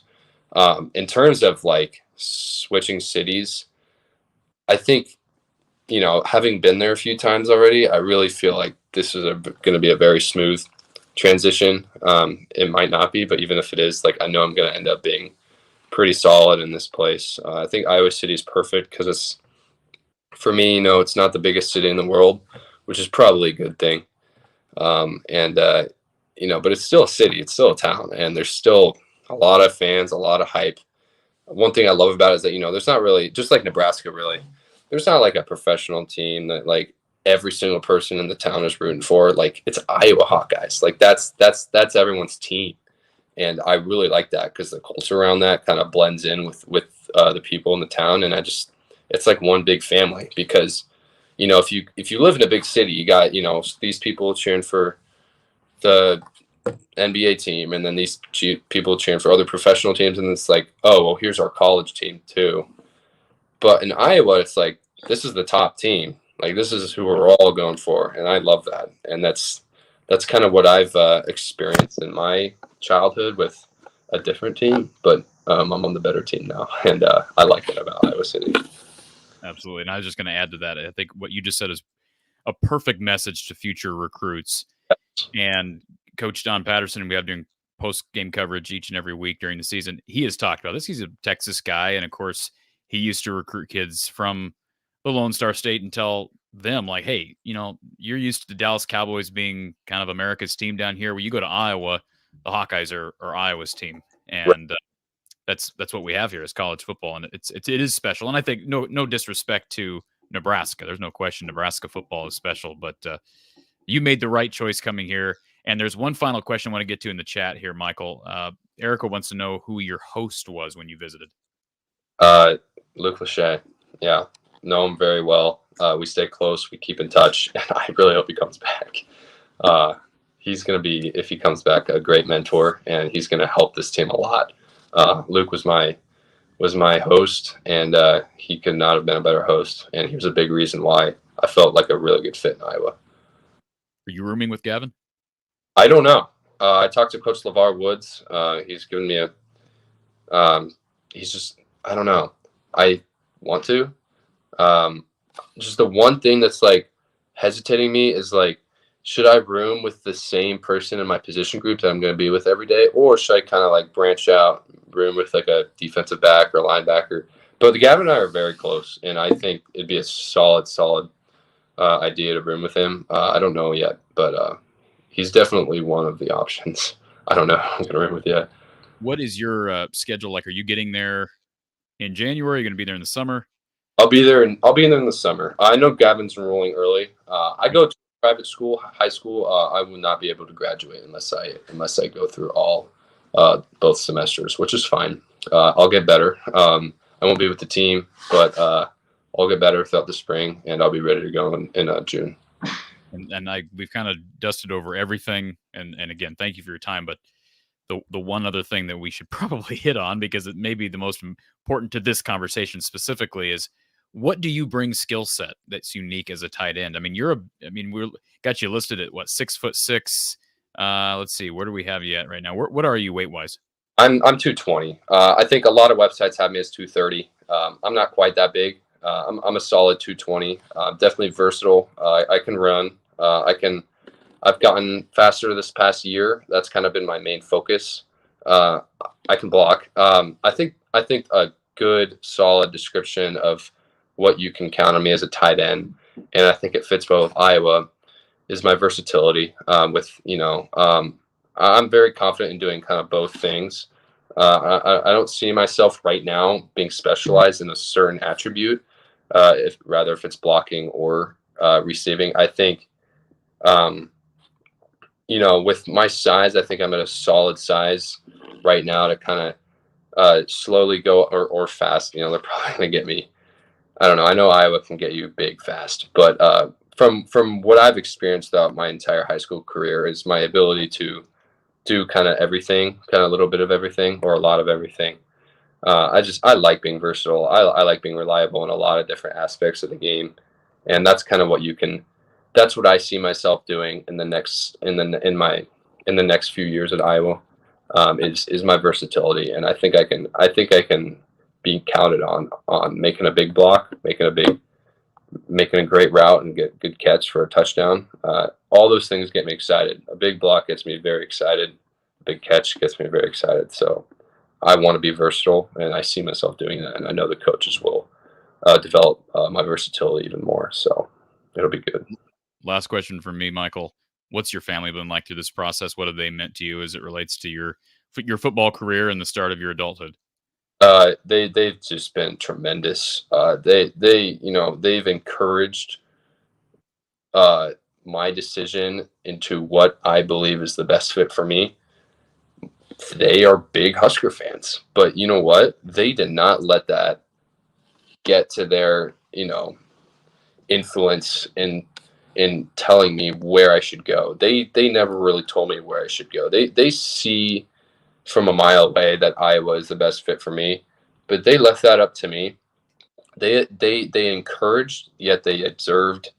And once I made that decision, they were so supportive, and today they're extremely supportive and very happy. And they meant so much throughout this process. I was kind of the top runner in my decision, but to have their support meant a lot, and it feels really good to have that from my family.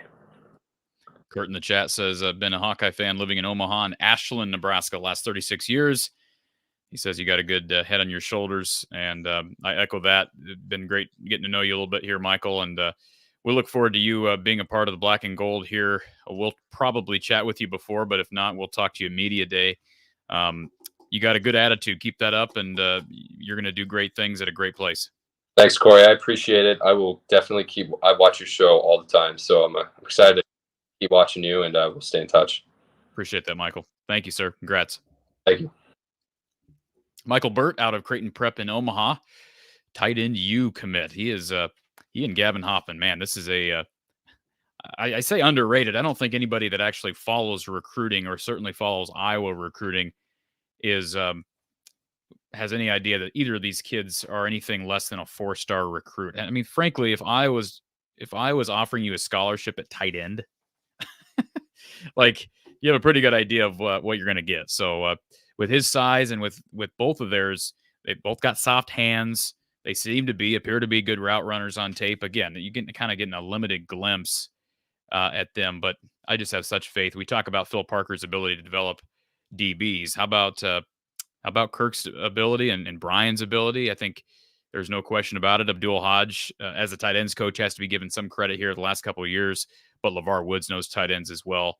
They've just got a staff that give credit to the head coach. He's kept these guys together and has built a group that, regardless of who's actually coaching that room, they get guys ready for the league. And it's amazing, in spite of some of the struggles on offense, how much tight end production this group, this staff has produced.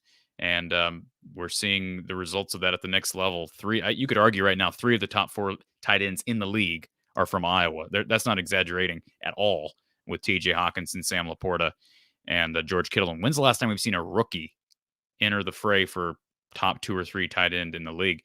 I'm going to add Kyle back in here. Kyle, you just heard Michael on here. He's one of the many recruits in this class that I'm excited about. But again, I'm just shocked when I see the 3-star status next to a kid like him, and good head on his shoulders. But Iowa recruits not just on a guy's upside, but a guy's willingness, their attitude to be able to do the dirty work on special teams, and physically he already has the parts physically that he needs to be able to come in here and play early. And he brought up Zach Ortworth. He's a kid that we have not talked about enough. He made a couple of big plays in the passing game, had to step thrown into action. I don't believe if I recall, he did not enroll early. So here's a kid who came in the summer, worked through fall camp, and his number was called at a position that you typically don't think is super easy to play as a freshman. Yeah. What was he, tight end 4 or 5 to start the year? Well, at least 5. No, at least 5, because you had Steven Stilianos go down. Yeah. You had Stilianos, and Eric all go down, and Addison Estringa was down for a while.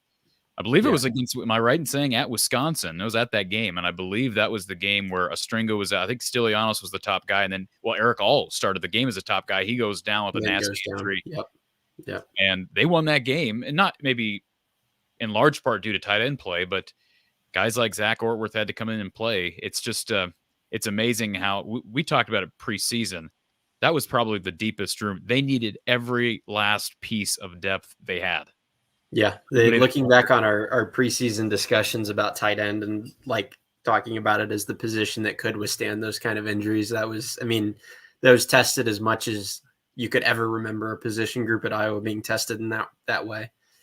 And even Johnny Pascuzzi, he's a walk-on from Kansas City. He came in and played significant snaps at tight end. I don't know what it is about the Iowa City Water. You even have Parker Hesse, who is a defensive end. He's playing tight end in the league. So I don't know how that's possible, but it's happened. So just super. What were do you have any takeaways from Mr. Bert? I thought really well spoken, really good head on his shoulders. I like, obviously the fact that he was a Husker fan, but he was kind of putting that aside to figure out what was best for him. I think, we say that, we're going to throw that around jokingly because it is funny, but in all seriousness, I can see being in that position myself and being apprehensive about, if Iowa State offered me, I would certainly have second thoughts about looking at that objectively. So good on him for looking at it in terms of what's best for him. And obviously it makes it a lot easier knowing what Iowa has done at that position the last couple of years. But he just seemed like a really well-spoken kid. And I'm totally with you. I don't think he really cares about the 3-star rating. I think I put a comment in the chat, but him voicing his confidence over the ability for Iowa to select the tight end that they want and then develop that player. The fact that you have that level of confidence in your coaching staff to go through that process and get to the right NFL type of guy year after year after year, and then to realize, hey, those guys have used that knowledge and that intelligence, and they've chosen me. Like that has to be a very, very good feeling. This might be a better question for Coach Patterson because, of course, Don coached tight ends. He coached quarterbacks. He's called plays.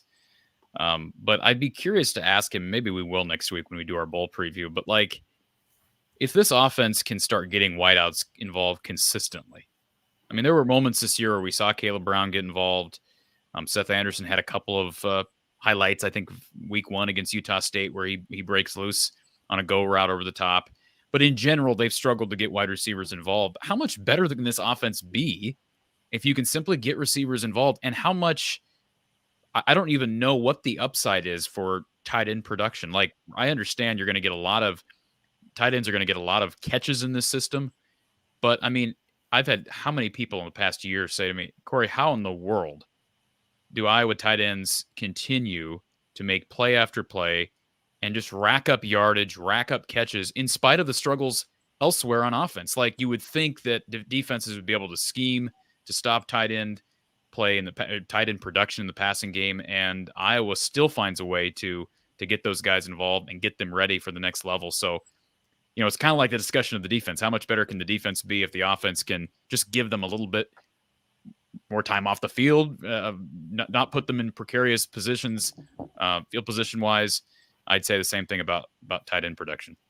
Yeah, and that the interesting thing about that position, I mean, you even just look at somebody with Michael Bert's build or George Kittle's build, TJ Hawkinson's build. I mean, Michael Bert, he said obviously he's listed at 230, he's more like 220, but say he fills out to 6'6", 240, 245 at some point, which I think is more than reasonable. I mean, whether you're scheming for that guy or not, and this has been the case for Iowa tight ends, like, who do you put on him? Do you put a linebacker on him?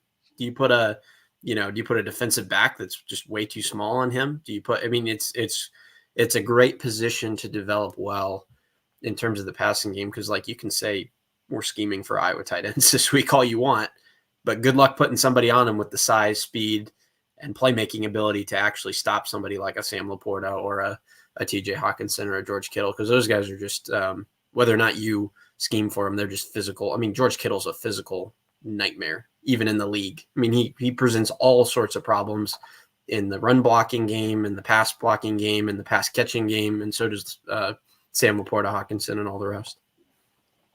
And Gavin Hoffman, 6'5", 220. He's also a Kansas City tight end.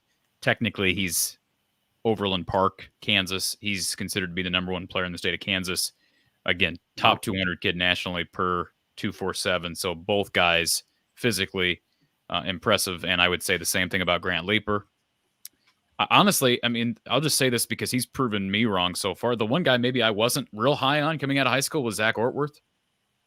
I mean, just based on watching tape, but I'm certainly no expert. So, Kyle, yeah. I'm gonna bump you out. We've got Joseph Anderson here waiting in the chat, but as long as you can hang tight, do that. But I appreciate your help. All right, sounds good. Thank you, sir. All right, Lemansky with the super chat says great Michael Bert segment. Great example of maturity, fits the Iowa way. Amen. Appreciate the super chat, Lemansky. And mentioned Joseph Anderson hopping on with us. Joseph is with us. Thank you, Joseph, for taking the time. Welcome to the show. Thank you for having me. Thank you. So congratulations, man. This is a big day for you. I'm sure it's been busy, and a lot has went into the build up for this day. What's it feel like to officially be a Hawk? It's pretty refreshing, and it's really like stress relieving too for this all to be over. But I'm thankful for this opportunity.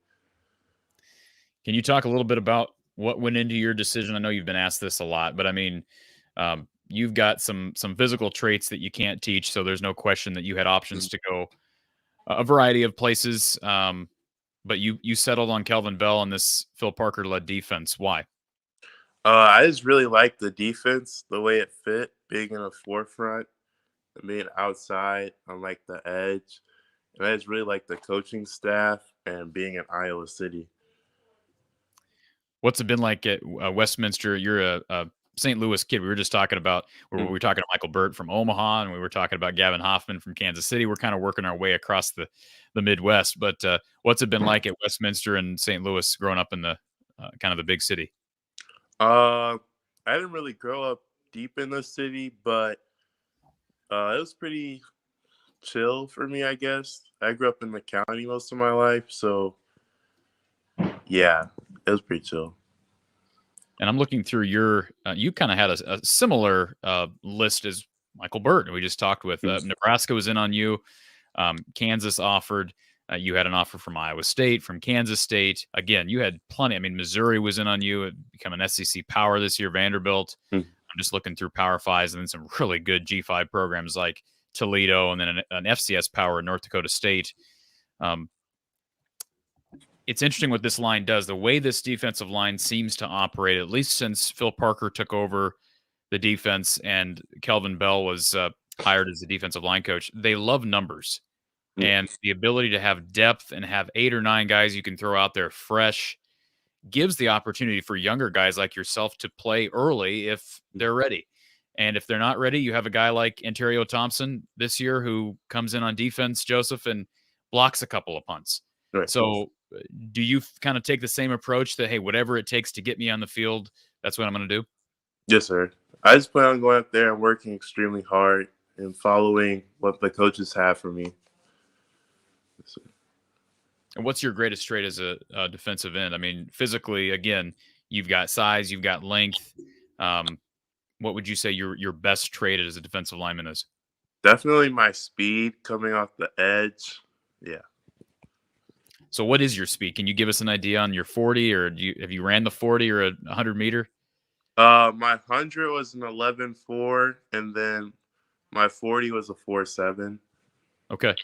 Yeah. And so talk about how when you decided on Iowa, what was your visit like? I mean, what was it that ultimately sold you on the Hawks? Was it the fact that you're going to kind of still be close to home? Was that a factor? Did not matter at all? What was your kind of your criteria like? Definitely the proximity to home, that played a part because my parents can come to my games. So that was pretty important to me. And then kind of just how I felt there around the coaching staff. So if I didn't feel comfortable, or if I felt like I just something felt off, which nothing really felt off there, that was kind of the reason. And you get to play for the best assistant coach in the country. Right. What does that feel like now that that's pretty exciting to me, honestly. It was really exciting to see that, and like I'm happy I'm going to be coached by him. So, can you talk a little bit about your upbringing, Joseph? Like, who has meant a lot to you in your development, not only as a football player, but as a young man? Now you're entering adulthood. You're going off to college. I'm sure your family's nervous but excited for you. Who's been a big source of help and support during your teen years? My parents, they've always been the ones there for me, especially my dad taking me like track meets and stuff and practices, and then my brothers too, because they're playing college football right now on the Division I level. So they're always an aid to me and giving me tips and stuff, like getting me ready to go up there and be a Division I athlete. Where are your brothers at, Joseph? My oldest brother is at Yale, and then my older brother Josh is at Eastern Michigan. Wow, Yale. So you got a bit of a brainiac in the family. Yes, sir. So what man, so he's playing for Yale. What's it like to play for Yale? What has he told you about playing for an Ivy League school? I mean, he seems to really enjoy it. I don't really hear that many complaints. So, yeah, okay. And they just won the Ivy League championship back to back, so he's enjoying it. But you're the best football player out of all of them, right? Right. What positions do they all are they also defensive linemen? No, they're actually tackles. Oh, okay. Yeah. Offensive tackles or defensive tackles? Offensive tackles, my fault. Nice. Very cool. Okay, so what's your plan? Are you going to be here in the summer? Are you getting here early in January? What's the timeline? No, I'll be getting up there in the summer in June. Okay. Well, there's a great track record of young athletes. I think of one we were just talking about with Michael Bert, Zach Ortworth, who was from the St. Louis area. He comes in as a tight end, the position that's, notoriously a little bit harder to play early, and he comes in and contributed right away. So Iowa's a place that I'm sure you know this, and you've been told this, that if you're ready to go and you're working hard, whether it be on special teams or on defense, if you're ready to contribute, they'll throw you out there. So congratulations on the decision, Joseph, and safe travels. I know it's ways for you get to Iowa City in June. Enjoy the last few months of high school and living at home, and we'll look forward to seeing you in the black and gold. We'll talk to you next August at Media Day. All right. Thank you. Thank you, Joseph. All right, Joseph Anderson out of St. Louis, a young kid who we talked about this defensive group. He talked about his speed, but again, the physical prowess of these guys. And we'll bring our expert back in I'm not. Listen, I don't need that. I don't need that title. We don't need expectations around here. like what I'm doing right now, Kyle. I'm actually interviewing the prospects, and then I am bringing you back in to react. Like this is like what would be a good comparison? Like when they bring Tim Legler in to react after a press conference from one of the coaches in the NBA. So, anyways, this is going to be an exciting group of defensive linemen. And again, when you have guys leaving, unfortunately, because I think a lot of us hoped that Ontario Thompson would be here for another year. We hope that we'd be able to see Noah Shannon this year. Opportunity knocks. Brian Allen Jr. is a guy who I could see getting some snaps. Jeremiah Pittman got some snaps this year. Perhaps he works into the fray a little bit more here in 2024. But Kenneth Merriweather is another athletic freak from Detroit that they added in the 23 class. And he's an intriguing prospect who used to be a receiver. So they've recruited, kind of taken an interesting approach with recruiting defensive linemen. To me, they've almost got more raw talent than they have in the past. Yeah. And, there's always going to be position conversions. Drew Campbell's a guy we haven't talked about much. Is he a defensive lineman? Is he a linebacker like his brother? Sounds like he's probably an edge rusher. But, Joseph should be another good one. And, by all accounts, Kelvin Bell has just done a tremendous job developing young guys with this room. Yeah, I was watching a little bit of film on Mr. Anderson while he was in doing his interview with you there, and he's definitely he's a raw athlete. He's really, really quick strides, gets off the line really quickly. So that was what stood out to me on the tape. Definitely a lot of room to fill out too. So it'll be interesting to see what happens with him, because obviously him being. Did you ask him about his weight? I missed the first part of it. I didn't ask him. He's listed at what? Listed at 210. He's got a big frame though. I mean, he'll grow into that frame. He looks like he could add 40 pounds comfortably, or maybe even more. Dean Frine says, "Who is Kyle?" Dean Frine wants to know who you are, Kyle. Well, my name is Kyle. I'm 6'2", about 190. Is that fair? I'm in the middle in the middle of a cut right now. I was about 215. I'm down to about 200 now. So Hawkeye Howard answered the question. Kyle is the man. Lorenzo says Kyle is our Ed Podolak. So there you go. We'll take it. Kyle helps with a lot of the behind the scenes work on the channel, and he's a moderator here as well. And you just finished up school yourself. So what's it feel like to be? I'll interview you for a second. What's it feel like to be done with college?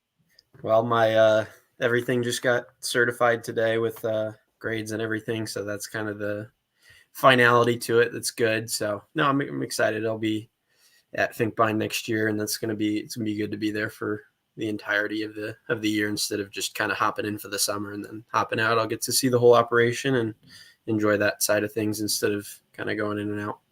And you do have an advantage that I don't have. You are a former college athlete. Yeah, I'm serious. You're a former college athlete. You know what I mean? Not Division I, but I mean you golf at the college level. So Ben says I'll give you 2 strokes per side. So I will. I would like a follow-up comment on how much we're putting on that. Okay, sounds good.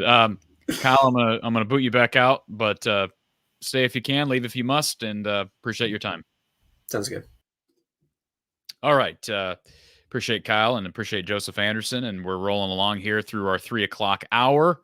Before we get to our next prospect, do want to give a shout out to our sponsor. Talked a little bit about Under the Kitchen earlier. We're going to hear a message from Under the Kitchen, and we'll give a quick shout out to our sponsor, Iowa Floor Covering. So stay tuned. We've got Josh Janowski here set to join the show. Interior offensive lineman who has signed his national letter of intent to be a part of the 2024 Iowa class. We'll be back with more here from the Hawkeye of the Storm. It's Hawkeye Hangout talking about the 2024 Iowa football class. Straight from the man cave, Kinnick Under the Kitchen. Authentic, original player artwork is being drawn up for Hawkeye fans everywhere. Locally made prints of stars wearing the black and gold from the past, present, and future. How about current Hawkeye superstars Cooper DeJean and Torrey Taylor, legends of the past like Jack Campbell, Spencer Lee, and Tim Dwight, plus future phenoms like Aaron Graves. There are so many options available. They make great gifts, and your purchase benefits the Hawkeye athletes wearing the black and gold. Visit Under the Kitchen on Facebook or at Under the Kitchen's new website. That's underthekitchen.square.site. Again, that's underthekitchen.square.site. Check out Under the Kitchen today and get your authentic, original Hawkeye print. Certainly appreciate Under the Kitchen. Also want to give a special shout out to Iowa Floor Covering, and not only their tough core flooring, their snap together flooring. It's available at iowafloorcovering.com/DIY. You can get it at a special rate, $269 per foot, but they also have so many other options. Maybe it's a DIY project. Maybe you just need advice on tile or carpet. They even do tile showers. Can help you with whatever project you're set to undergo. Give them a call, 515-379-7000, right in the heart of Central Iowa, 515-379-7000. We appreciate Iowa Floor Covering once again for being a part of our live shows here. All right, let's go back to our next athlete. We have got Iowa signee. Now he's a signee. Josh Janowski's with us. Josh, welcome. How are you? Good to be here. Doing good, man. How do you feel? It's a big day. I mean, exciting. I know that there's been a lot of hype. The smoke has been building, and hopefully you feel a little bit of pressure off your shoulders. How do you feel to be locked in? Yeah, I mean, obviously, like being committed, it's not like 100%. You don't know what's going to happen. So, I mean, just signing the letter of intent, I mean, it's a blessing. So I'm definitely happy, pressure off my shoulders, and I'm just ready to work. So talk about that work. I mean, what's work been like to get to this point? Who's been instrumental in your development process, and just what gives you confidence that Iowa can get you to the next level? 100%, definitely like my coaches. I come from Lincoln Way East, so like a lot of former high school East players went on to Iowa, like Adam Geddes, Turner Palisard. There's just been a lot of people, and we're one of the top programs in Illinois. And Coach Zavona, our head coach, does a great job with like prepping our athletes to the next level. He teaches us discipline and everything, and I mean, I have to like give it all to my coaches. They've just been really pushing me, and they've really been on me to become the best player I could be. So, where do you project? I mean, you're going to be able to tell me better than I could find on some recruiting site. Are you more? I mean, I know you're an interior guy, but I mean, are you a center? Are you a guard? Where do you project with this? Yeah, I never really played too much guard, but I've really been center my high school career. So I'm planning on center, but I'll play guard or center, whatever they want me to play. So. And Logan Jones is an interesting story. Converted to the offensive side of the football, was a defensive lineman when he got here, but his predecessor, Tyler Linderbaum, was such a success story. He's a young guy we don't talk about a whole lot. Yep. You know, center is kind of an unheralded position in football, as you know, Josh. But yep. As a good friend of mine, Coach Don Patterson, we do post-game coverage with him for Iowa football games. Don has said on a number of occasions, there's only two guys that handle the football every snap on offense, and that's the center and the quarterback. So, like, I mean, it is an unheralded position, but you're going to a place that has had some really remarkable success. Austin Blythe's another success story that came out of Iowa, ended up being a really good offensive lineman in the league, played center at Iowa. How much trust do you have in Kirk Ferentz as an offensive line guy to develop you into a potential NFL guy? Oh, I mean, tons of trust. I know Coach Ferentz was the offensive line coach.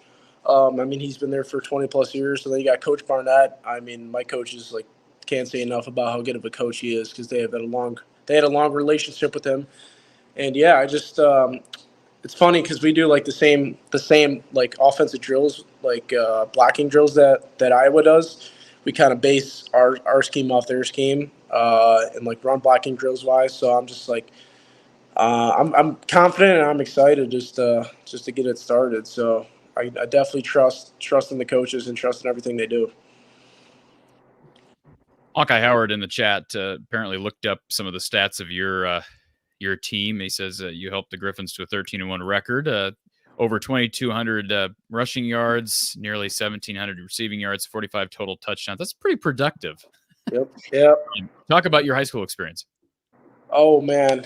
Well, sophomore year I started on varsity. Well, freshman year was like the COVID year, so we only got 6 games.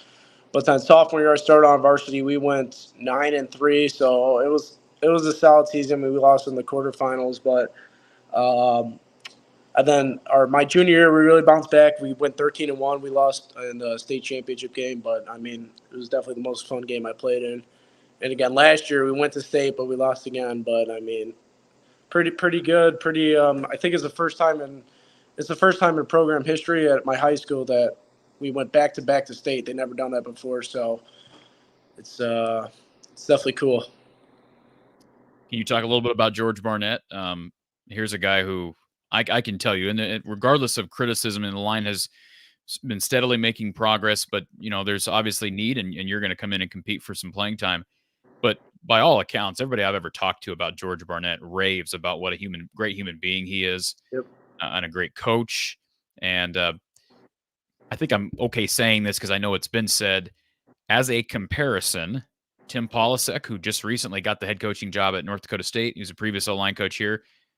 I can tell you on good authority that he was kind of known to be a yeller and a screamer. And I understand there's a place for that at times, and that can work in certain settings. But by all accounts, Coach Barnett is just a man's man. He's going to talk to you like you're his child, and but also like the adult that you are. He's just a well-respected guy. Can you talk a little bit about how you've gotten to know Coach Barnett? Yeah, so I mean, the first time I met him was summer, or I went to camp. He invited me to camp after it was going into my junior season. That's when I really met him, and then he was like recruiting me from there on out. And then he came in January after my football season. And what I really like about Coach Barnett is he's like super straightforward. He's super honest. He's not going to BS you. And you have some college coaches that will kind of like BS you. Like, you come here, you're going to start right away or whatever. Like, he's never said that to me. Like, obviously I got to work for what I want. And I remember like the week before I got my scholarship offer, he told me, he's like, we got to look if there's another scholarship offer for interior offensive lineman. If there is, you're our next guy up. And a week later, he got me an offer. Sometimes you just don't know with coaches like what they're gonna do, and he was just being like he's just being straight up honest, and like that's what I love about him, because like you could always trust him. He's got your back, and you just gotta just trust him, I'd say. But he's a great guy for sure.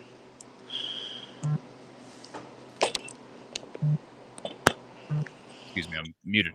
I use the term balance when I talk about the rest of this class, Josh. Between what you have up front with guys like yourself, Will Nolan, just across the board, and then you look at skill position spots. We just had a conversation with Michael Bert. I'm really high on the tight end room. You're led by a guy named James Resar, who was wanted by a lot of major schools, Power 5 schools. Just a lot of balance across the offense in this class. Have you grown close to anybody in particular, any of your future teammates? Yeah, for sure. All the linemen, Bodie, Cody, and Will. We have a group chat. We text a couple times a week. And then I've really been talking to Gavin Hoffman, because me and him are planning on enrolling early. So I've been really close with him, and the quarterback too, James Resar. And mainly just the linemen. We just talk probably 3 times a week. Just text the group chat, just see how we're doing. So again. Just a really phenomenal young group of offensive linemen. And the one thing that I have questions about moving forward, Josh, is this group that's currently playing up front for Iowa. You got an announcement recently from Nick DeYoung that he's returning for another year. But in general, like, there's going to be opportunity. Not saying that there won't be opportunity next year, but in a couple of years, there's going to be so much turnover with a lot of these guys that have been a part of the rotation for quite some time. Are you a guy that, you obviously want to play right away, but how do you kind of view the process ahead that maybe involves a year of learning and developing and getting bigger, getting stronger?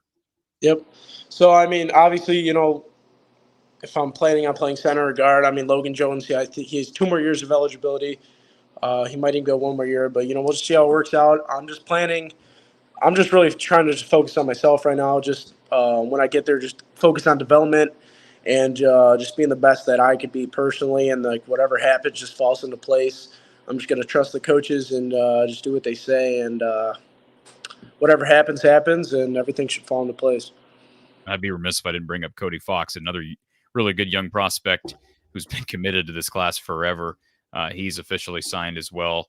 And Bodie McCaslin, I think you mentioned him a minute ago. So really a great group of young guys that are going to be able to compete and help this team up front. Was there any, like, as far as the new offensive coordinator, I know, you got a lot of confidence, I'm sure, in George Barnett and Kert, because Coach Ferentz is an offensive line guy himself. But was there any question when the change came down that you were locked in as a Hawk? No, there was no question. I mean, Iowa's been my dream school. It's the only school I wanted.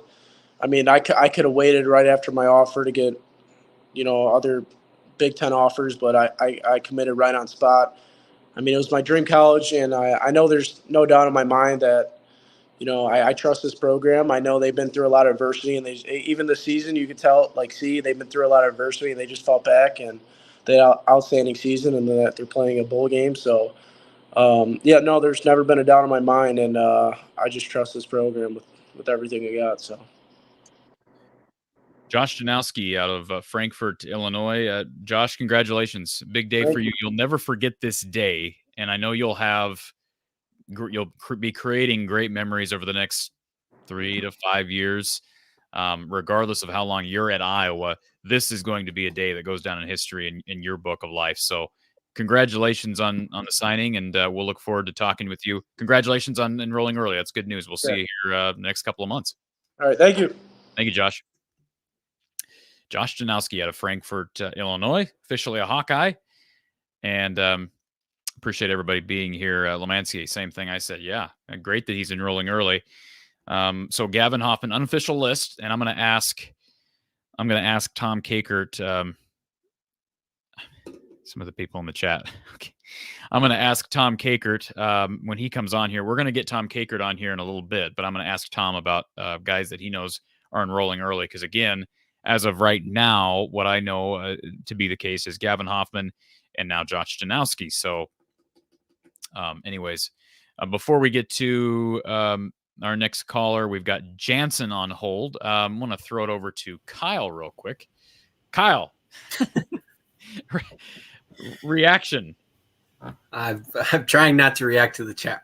Right now. Just ignore the chat for a second. But just another well-spoken young man who, go through his list, didn't have a whole lot of high major attention, at least at the time of his offer and commitment. And I say that at the time because I think of a guy like Marco Lainez. He had told me, and we had him on the show, he told me that, hey, I had an offer from Minnesota come in later. Teams are trying to flip guys all the time, and that may not be, reported at these major recruiting sites. And is it fair to say that, at times you're going to have schools probably offer a prospect like Josh after the fact because they know that Iowa knows how to evaluate offensive linemen? Yeah, absolutely. Same with tight end or any defensive position. I'm sure you could go back and look at any number of guys and see that there's a trend of Iowa kind of being ahead of the curve on some of those guys, whether or not they actually end up at Iowa. Between those guys either liking Iowa's evaluation or them maybe shooting for recruits that don't end up choosing them and then having to scramble.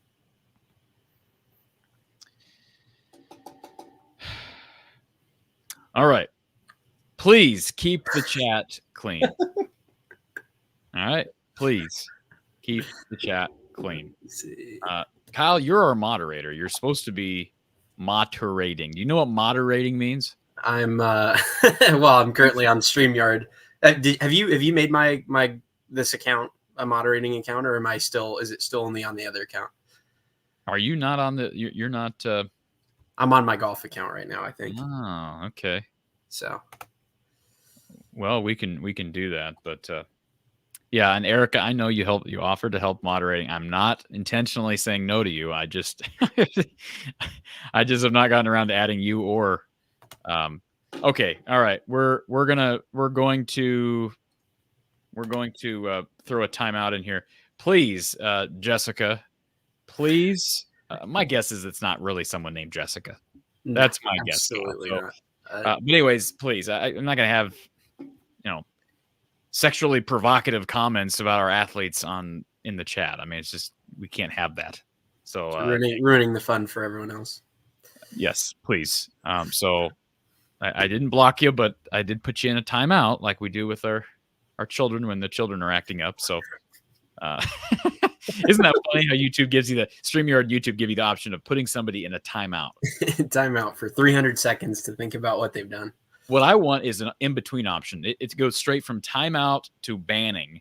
I would rather have timeout, or you can ground them, or you can ban them. Because like grounding could be like, oh, I ground them you're grounded for a week, you're grounded for a couple of days. I don't want it to just be 30 minutes or whatever it is. Interested to see what the rate of people is once you ground them for a week. Do they still come back and do their thing? I noticed some people, because I really hate banning people. Like, unless people are just getting completely out of control. We're also going to, again, we're going to put our other little person in a timeout as well. I don't know. You're failing as a moderator here, Kyle. I didn't even see whoever that was. I didn't see what they commented. I will. Here's what I'll do. I'm gonna add you as the as a moderator on your other account as well. But I may not be able to get that done. Here's what I need you to do. Can you do me a favor? And we're about to get to our next athlete, but can you get me, let's see, a copy of your YouTube profile and send that to me in the private chat, if you could, please. And then I should be able to do that midstream. Just like the username or your channel, your channel URL. Like go to your. Oh, okay, perfect. Yeah, I'll do that. Your channel, do that, and then we'll add you in. A couple things as he's doing that. Lemansky super chat. Thank you, Lemansky. Great Michael Bert segment. Great example of maturity. Fits the Iowa way. 100% agree with that. D. Rollifson. Thank you for the super chat. Beth and Brad should be sponsors as your channel is a recruiting tool for football and basketball. Well, thank you, D. Rollifson. Thanks for keeping us all connected. Let's go Hawks. As it relates to Beth, she's not going to sponsor. Wouldn't that be something at the? I don't think Iowa can't endorse. start being a sponsor of a show like this, but that's something that maybe the Swarm would consider. I don't know. I love having Brad on the show. I know we get a lot of attention. People love when we have Brad Heinrichs on the show, and I do enjoy. A big part of this show is staying connected with Hawkeyes of the future. And before I start doing this show, I'll admit, Kyle, I was not a huge recruiting guy, but it's the stories that kind of get me invested that I love, and so hearing about some of these young people. I just looked down the list of guys that have entered the league over the past 3 or 4 years. Tyler Linderbaum, small town kid from Solon. Drew Campbell, another small town kid from Eastern Iowa. You have, Cooper DeJean, OABCIG, who's going to be a first-round draft pick. Like, it's just incredible. And so those are the stories that you love hearing about a person's upbringing. And not just with football, but across the landscape. Keegan and Chris Murray are perfect examples of that. Oh, yeah. Yeah. So I remember meeting both of those guys when they came to think buying as seniors in high school and getting to talk to them. And it's like, man, it's very, very cool. I think because I've said to you, I'm not obsessed with the keeping up with the recruiting and whatnot, but I think it's more so fun to look back on the kids that were not heralded and where they came from. And then, where they end up now in terms of like a Cooper DeJean or a Jack Campbell or any of those guys that were small town Iowa kids that just weren't cared about by a lot of those recruiting sites. All right. Looks like I'm going to be able to add you as a moderator. Excuse me. Cool. Right now, I think. Let's see here. There you are. Kyle Spence Golf. All right. You should be there. I'm curious to see once we get our next athlete and I boot you out. And I know you got to get going at some point, but I'm curious to see if it shows up midstream. Lemansky, appreciate the super chat here. If Kyle is our young Eddie Podolak, Corey, are you comfortable being Dolphin? I am not Dolphin. I like Gary Dolphin. Good guy. Really good guy. I'm glad he's a part of the fantastic guy. Great guy. part of the Hawkeye phrase still. Corey, are you going to talk to Resar? I just so everybody's aware, I invited every prospect onto the show, and we only have 4 hours. So, I mean, a lot of this is just timing, scheduling, trying to cram everybody in. But I will admit, I was not able to get all 21 recruits. I did get. Can I just share this real quick? I did get a response from our guy. I believe it's pronounced Reese Dakin, our punter from Down Under. And yes, yeah, I think he'd be comfortable with me saying this. I think he'd be comfortable with me sharing this. This isn't a private message, but his response to my request was, he says, "I can't say much at the moment, mate. I wish I could, but I'll be coming to Iowa in January." So I didn't mention him in the fray. He is enrolling early. So now you have, again, by my count, Josh Janowski, Gavin Hoffman, and Mr. Dakin from Down Under. So there's 3 guys, and they're going to need, I mean, I don't know how important it is that a punter gets to school that early, but he's going to be the starting punter next year. So, like, there's a guarantee, like, he's a freshman who's, unless something happens, he is going to be the starter. They got the kid from, Iowa Western or Sioux City. I can't remember what the kid's name, but they got him right before the season started as kind of a liability policy to Tory Taylor. But this guy's the real deal. I mean, you see video of him punting. You see that video of that 50-plus yard punt where it hangs in the air for like 5.6 seconds. Yeah, it looked like a kite. Oh yeah, it was fantastic. I think it's great for him. I mean, not so much for the position necessarily, but obviously coming from that far away is a huge life adjustment. So I'm glad he's getting here early to at least kind of, I mean, if he gets here in June, I'm sure he'd be fine too, but a lot of change coming from Australia to Iowa City, I'm sure. So also, just real quickly, yes, please, I'm not going to, as of right now, I'm not going to block anybody else, but please keep the,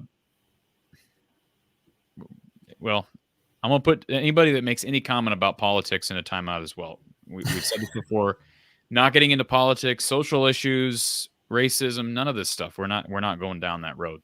That's not what this show's about. So, anyways, just please keep it about sports and away from the controversial stuff. Anyways, okay. Before we get to our next question, I had a question from Flan Squad Gaming. Before we get to our next athlete, I do want to take a moment to give a shout out to Ascent Nutrition. They are with us before we get to this comment from Flan Squad Gaming. Again, thank you to Josh Janowski for jumping on the show here a couple moments ago. Let's give a shout out to Ascent Nutrition and so many different products to benefit your health. And, we talk about their coffee. It's mold and mycotoxin free, and you can buy it with a special code of Hawkeyes for 15% off your order. And so many of these products go well with one another. For instance, their algae oil DHA and their lion's mane mushroom powder. Perhaps it's their humic and fulvic acid or their pine pollen tincture. So many different things. Read about all the benefits at GoAscentNutrition.com, and their mushroom powders, which include the lion's mane mushroom, go great with yogurt, smoothies, granola, juices, all kinds of different things. Can help your overall gut health, your immune system health. And again, you'll get 10% off, and you can get a special deal if you subscribe and save. Again, visit GoAscentNutrition.com. This is owned by a former Hawkeye, Lance Shuttler, who is an Iowa graduate. Start your ascent today with Ascent Nutrition. All right. Let's go back to that comment. Flan Squad Gaming. Where's an easy place to see all the recruits at Iowa and other schools? Well, I'll give a shout out to our friends over at On3, HawkeyeReport.com. You can go there to look at the Iowa commitment list, but you can also go through. We've got a playlist here from the Hawkeye of the Storm, a recruiting playlist where I try to add every single recruiting update that we have here, whether it be transfer portal, high school recruiting, signing, etc. All of that is included. So if you want to check it out, go to the channel name and look under playlists under recruiting. But again, HawkeyeReport.com, On3, they do a great job over there. Question here from Wilbur. This is an easy one. What's your favorite product from them? Well, I think this is an easy one because people know how much I love coffee. I am a coffee drinker. I've turned myself into more of a espresso guy, but they've got great coffee. And I don't know, I would never consider myself to be a savant or a connoisseur, but there is something about their coffee that just tastes pure. And obviously, it's pure because it's not treated with the molds and mycotoxins that some of your name brand coffees and grounds are treated with. So definitely their coffee. That's where I would start, Wilbur. If you're new to Ascent Nutrition, you want to try their products out, start with the coffee and, work your way up. But to see if you notice a difference just in your activity, your attention span during the day, your energy, all those things. So many different benefits, but definitely do your research. Go to goascentnutrition.com. Do your research on which product best suits you. And any product purchase with our code Hawkeyes benefits the show. So just keep that in mind as well. Is it a 10% off if you use your code as well? Or what is 15% off. 15% off. Perfect. Yep, 15% off for what we have with Ascent Nutrition, and then also 15% off for Iowa Smokehouse with our post-game coverage. So okay. You have to use that line main mushroom stuff at some point. You could mention it to me. Yeah, I've got a little canister right next to me right here. Thank you, Wilbur. Yes, please, definitely. If you're a coffee drinker, I don't want to force anybody into being I didn't used to be a coffee drinker, and then all of a sudden you start getting up early and having longer days. You start relying more on coffee. I told you I've saved a lot of money by buying an espresso machine, and that's one reason to make some changes in your life choices, save money, but also to save your health. Because as you know, boy, you can, if you start relying on your name brand of anything, or your fast food restaurants for coffee in the morning, or your coffee joints, boy, you're going to be hurting your pocketbook and hurting your body a little bit. So anyways, enough on that rant. Let's get back to our discussion here. So I believe we've got an athlete that I'm not sure if is having an issue with the link.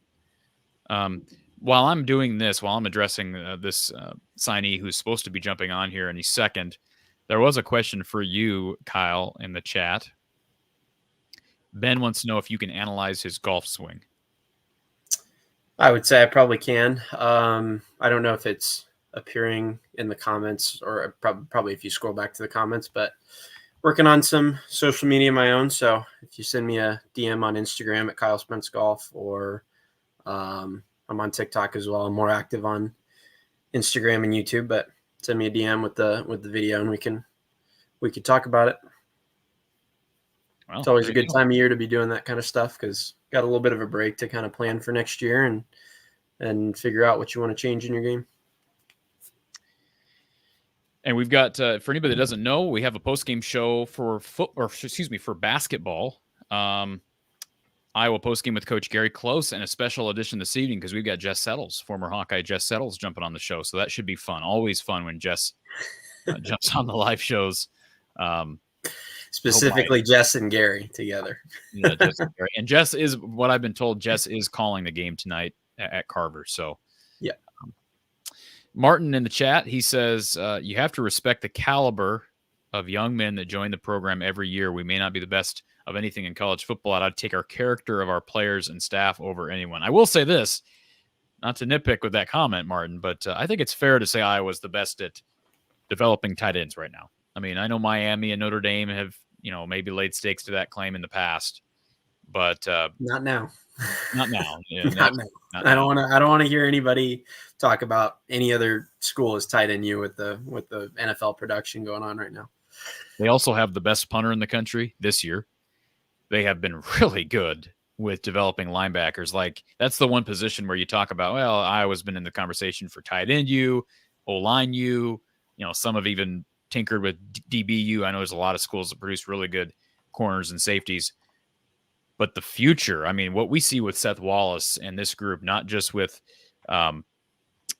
Jack Campbell, but with Jay Higgins, with Nick Jackson, boy, they're producing linebackers out the wazoo. We'll see if Nick Jackson gets to come back. I don't know that he definitely is coming back. I know that their request was made at the NCAA to grant him an extra year of eligibility based on circumstances back at his old school at Virginia. But you're absolutely right, Martin. The caliber of young people, but also guys that come from very humble, modest backgrounds, and they've worked hard to get where they are, and that's what makes this show gratifying. I think we got our next athlete on here, Kyle. So I'll bump you out, but we'll hopefully talk to you. If we don't talk to you here in a little bit, we'll definitely talk to you after the post game or during post game coverage tonight. So, yeah. Okay. Thanks, Kyle. All right. We have got our next athlete here joining us, and we welcome, let's see if I can get the correct banner here to accompany our discussion with Mr. Rashad Godfrey. Rashad, welcome. What's up? Hey, thank you. What's up? How are you? Oh, I'm good. Just got home. Just spending time with the family after this big day. Yeah, talk about this day, man. This is a long time coming, but what's it like to officially be a Hawkeye? I'm excited. I feel like it's just starting. Like, as a kid, I always wanted to like go to college, and like this like a big goal for me in life. So now I'm just ready to get started and get down there and work. I feel like it's just starting a new journey. I got to go down there and work and compete. I'm just ready to get started. Are you in Florida right now, sir? Yes. You're wearing a stocking. Tampa, Florida. It's a little it's a little windy. I just threw it on because this really like the only hat I have for Iowa. Okay. I was gonna say, man, like if you're wearing what's the temperature right now in Sefner? I think like 45. Okay, 45. Yeah, actually, that's not that much warmer than it is here. We've had unseasonably warm weather, but you know all about the cold weather in Iowa. How long have you been in? Have you grown up in the state of Florida? Yes, born and raised Tampa, Florida. Okay, so what's it going to be like going to the cold weather to play football? I'm gonna have to get used to it for sure, but I feel like it helped me out in the long run. Like, if I go to an NFL team or something, like they might want me playing different weather and stuff. That's like a plus for me. And I'm just curious, do you know anybody on the current Iowa roster? I know Jarrett Bowie's a Tampa kid. He's from Jesuit. Do you know Jarrett?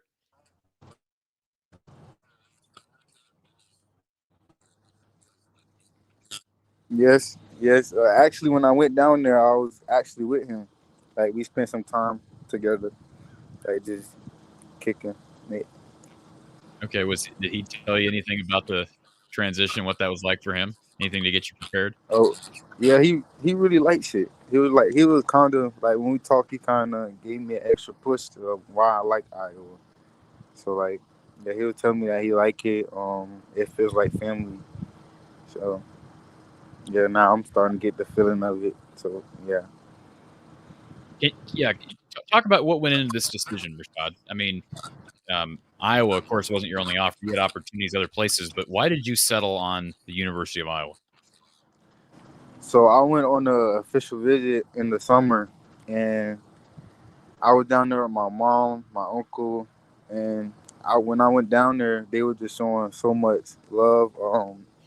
They wasn't trying to be flashy with Lamborghinis and stuff. It was just all genuine love, and like it just felt like home. I seen that it was no distractions down there. It was just somewhere that I can focus and just play football.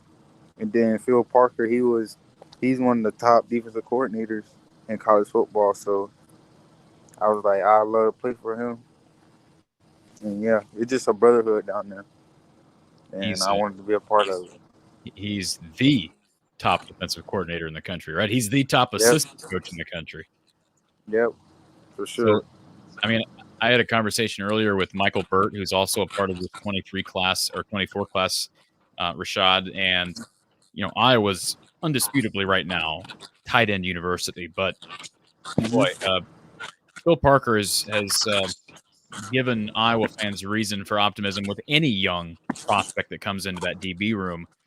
How much confidence do you have in him to develop your skill set? I always tell him, I put it on Twitter all the time. Every time when he won the award, I was saying that I've been saying he's the GOAT. I have a lot of confidence in him. I feel like he can develop me in a lot of ways, like learning coverage. I already know a lot of coverage, but I feel like he could break it down to me. Like when I had meetings with him, he was able to tell me a lot of stuff to help me out. So like, yeah, I had a lot of confidence in him. I'm looking through your list here, Rashad. You had a pretty lengthy list of schools that offered you. I mean, you talk about from almost coast to coast, whether you're talking about Kansas State or Boston College. You had a Duke offer. You Louisville come in on you. You had North Dakota State as a power at the FCS level. You had Oregon State. You had the hometown school in South Florida. Was there a close second, or was this once you got that Iowa offer and you made it to Iowa City and you saw the kind of the home feel that the Hawks offered? Was that kind of just it?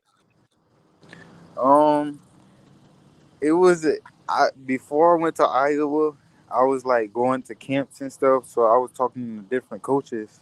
And one day, Coach Betts had called me because he's a Florida recruiter, and we were just talking. And I was like, "Oh yeah, I for sure have to get down there," because he was just telling me about down there, like how like I'm moving up on the board and that he really likes me and stuff. So I got down there, and I just fell in love with it. I just fell in love. It was just Gene went down there. Everybody else was just trying to like bribe me or like trying to get me down there to be like a bench player or something. They didn't want me. They just wanted me to come compete and be a bench.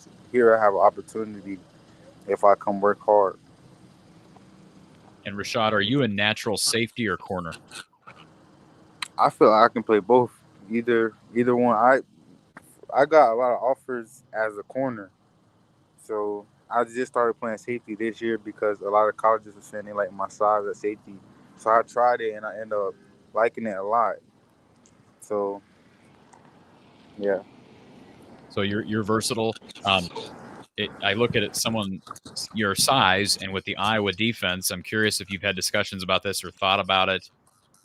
Iowa kind of plays this 4-2-5 with this prototypical cash, if you will. I think guys like Amani Hooker, Sebastian Castro has been a revelation with that defense this season. Geno Stone. I mean, go down the list. Dane Belton. Is that a position you can see yourself playing, kind of a hybrid linebacker safety type of role? Yes, I actually was talking to Coach Parker about that. He said that he's going to probably try me at corner and a bit safety, like to see where he likes me. Because he said he liked me at both places, but he want to have me at a set position. But he said he going to try me at nickel, corner, and safety to see whatever he likes me at. But I'm willing to play it all. Well, you're in good hands as far as somebody being able to evaluate you and figure out where you best fit, Rashad. So Doc P in the chat wants to know, one of our viewers wants to know if you're in any relation to Charles Godfrey. I get that question all the time. Nah, I'm not. I actually, somebody just asked me that today. I get that question almost every day. Yeah. He wouldn't be a bad one to, I mean, he's not a bad one to share your last name with. He was a pretty good baller himself. Yeah. So, Rashad Godfrey, and am I right? Are these numbers correct on the screen, Rashad, that you're 6'2", 185? Is that about correct? Yes. 6'2", 185. Well, Rashad, we're super happy. We're stoked for you. When do you get to Iowa City? I come down in June. Okay. Yeah. Well, I run track and stuff, so I'm gonna stay for track, and then I'll get down there. What's your well, if you brought up track, I should ask you, what's your 100-meter time like? I never really ran one. Okay. But like people say, because I'll do hurdles. Okay.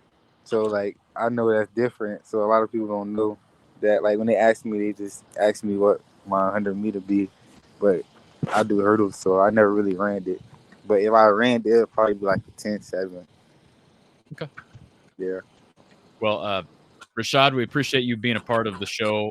Thank you for taking the time this afternoon. Congratulations, sir. Thank you. This is a big Thank day for you, and you know, I know you'll enjoy your time in Iowa City. It'll be a change being part of the cold weather in a totally different type of city and environment, but you're in good hands with Coach Parker, and we'll look forward to talking with you probably at Media Day next August. Yes, sir. Sure. Okay. Thanks, Rashad. Thank you for having me. Thank you.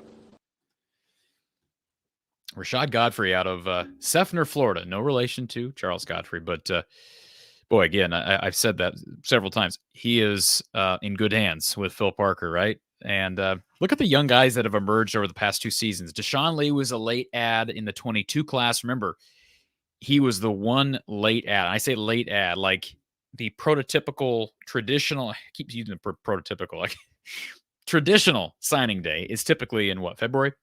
And he was the one guy they signed in February two cycles ago. So, you know, you kind of think, well, you know, he's going to add some depth and maybe he'll mix in eventually as he, you know, maybe he gets to be an upperclassman and learn some. He was playing as a redshirt freshman this year. He was starting. He started first couple weeks of the season with Jamari Harris out. So young guys, especially at DB, can play right away. And, you know, when they're getting taught by guys like Phil Parker, you just never know. Like, yeah, you look at the offer list of Rashad Godfrey, you're like, okay, this guy's got some offers. He's been wanted by a lot of Power 5 programs, but I don't. If he had an offer from Iowa and an offer from, you know, one other offer from Louisiana Lafayette, I'd say, well, Phil Parker knows what he's doing.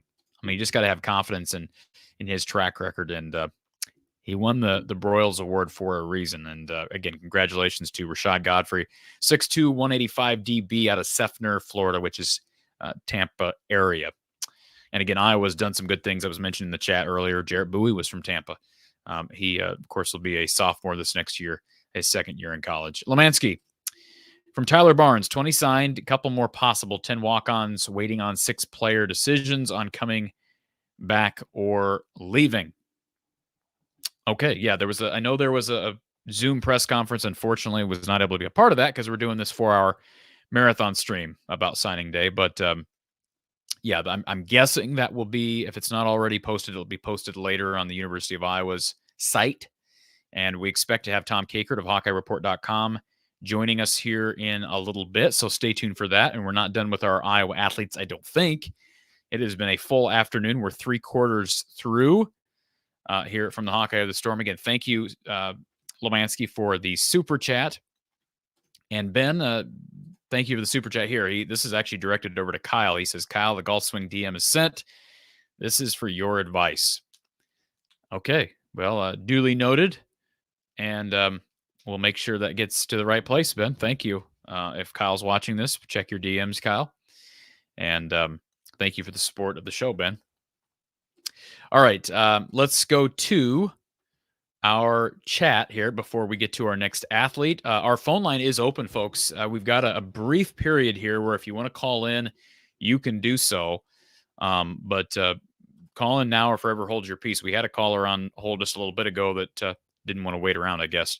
The number's on the bottom ticker, 515-635-1601, 515-635-1601. If you have questions or observations about this class, about Iowa football, about recruiting, or about the transfer portal, or about the offensive coordinator search, anything works. This is a football show this afternoon. We'll have a basketball show later today. This is our annual edition of our signing day special. This year it fell on the 20th of December. I think last year it was the 21st. So it's always a fun time being able to talk about Iowa recruiting. Thank you, Rough Rider Returns. Appreciate the compliment. Also, Doc P. I do my best, so thank you for being here. And again, it wouldn't be possible without the athletes and personalities that we get on the show all the time. So thank you to everybody who has been here over the last 3 hours and the people that will hopefully be here in the next hour. This is normally the time, folks, 3 hours into any stream, all right? This is normally the time where I start hitting a wall, all right? So just if I start really struggling here, it's because there's, the lights are flickering upstairs. I mean, here's the deal. Like, this is and this is not an insult to the show, other shows out there, but like you listen to a radio show that lasts 3 or 4 hours, you're going to have how many minutes of ads? I mean, we give our sponsors their due, but and I've been to the bathroom in 3 hours. So hopefully people appreciate that. I mean, it is what it is, but yes, hopefully, Erica, this show is making work go by a lot faster for a lot of people. Hawkeye Howard, he says, who is the mystery candidate for OC? Well, we have a second, so we might as well discuss this. The mystery candidate for OC. Well, that's exactly who he is, Hawkeye Howard. He's a mystery candidate. So that information is not for public consumption yet, but I think it's pretty clear. It's been stated, it's been reported, and it is accurate.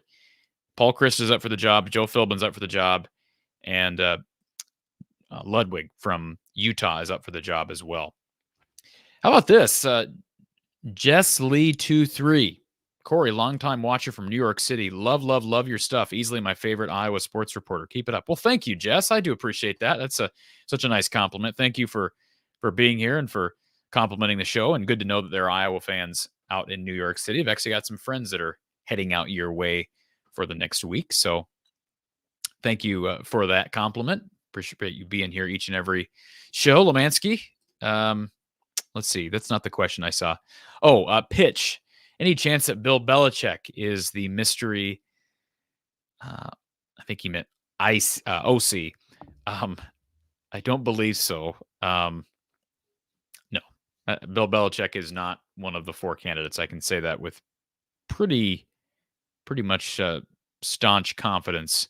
Now, you never say never. I am not.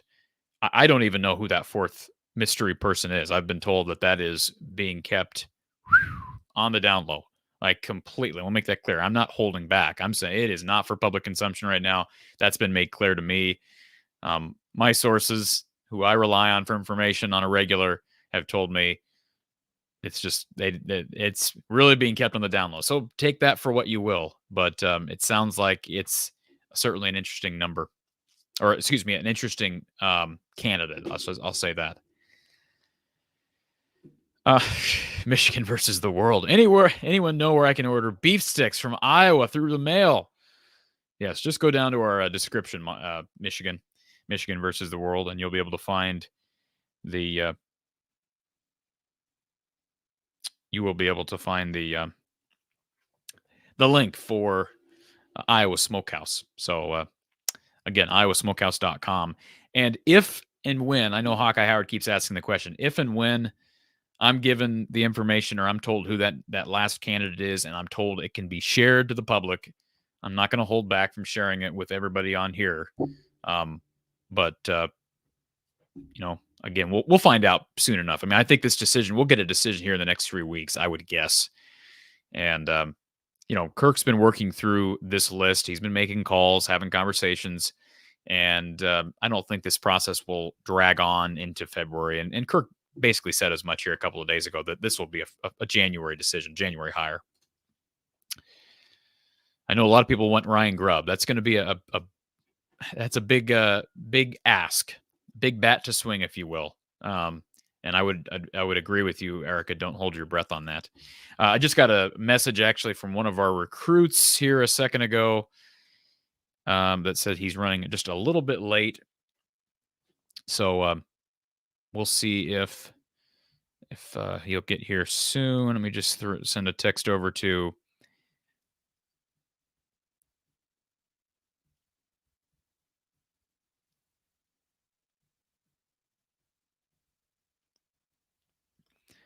Boy, it's great to have just silence, especially on the podcast. Won't that be nice? People think the podcast stream just dropped off.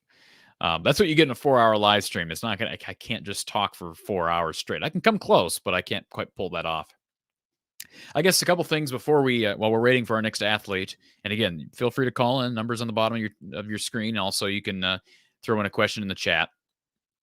But a couple things before we move on.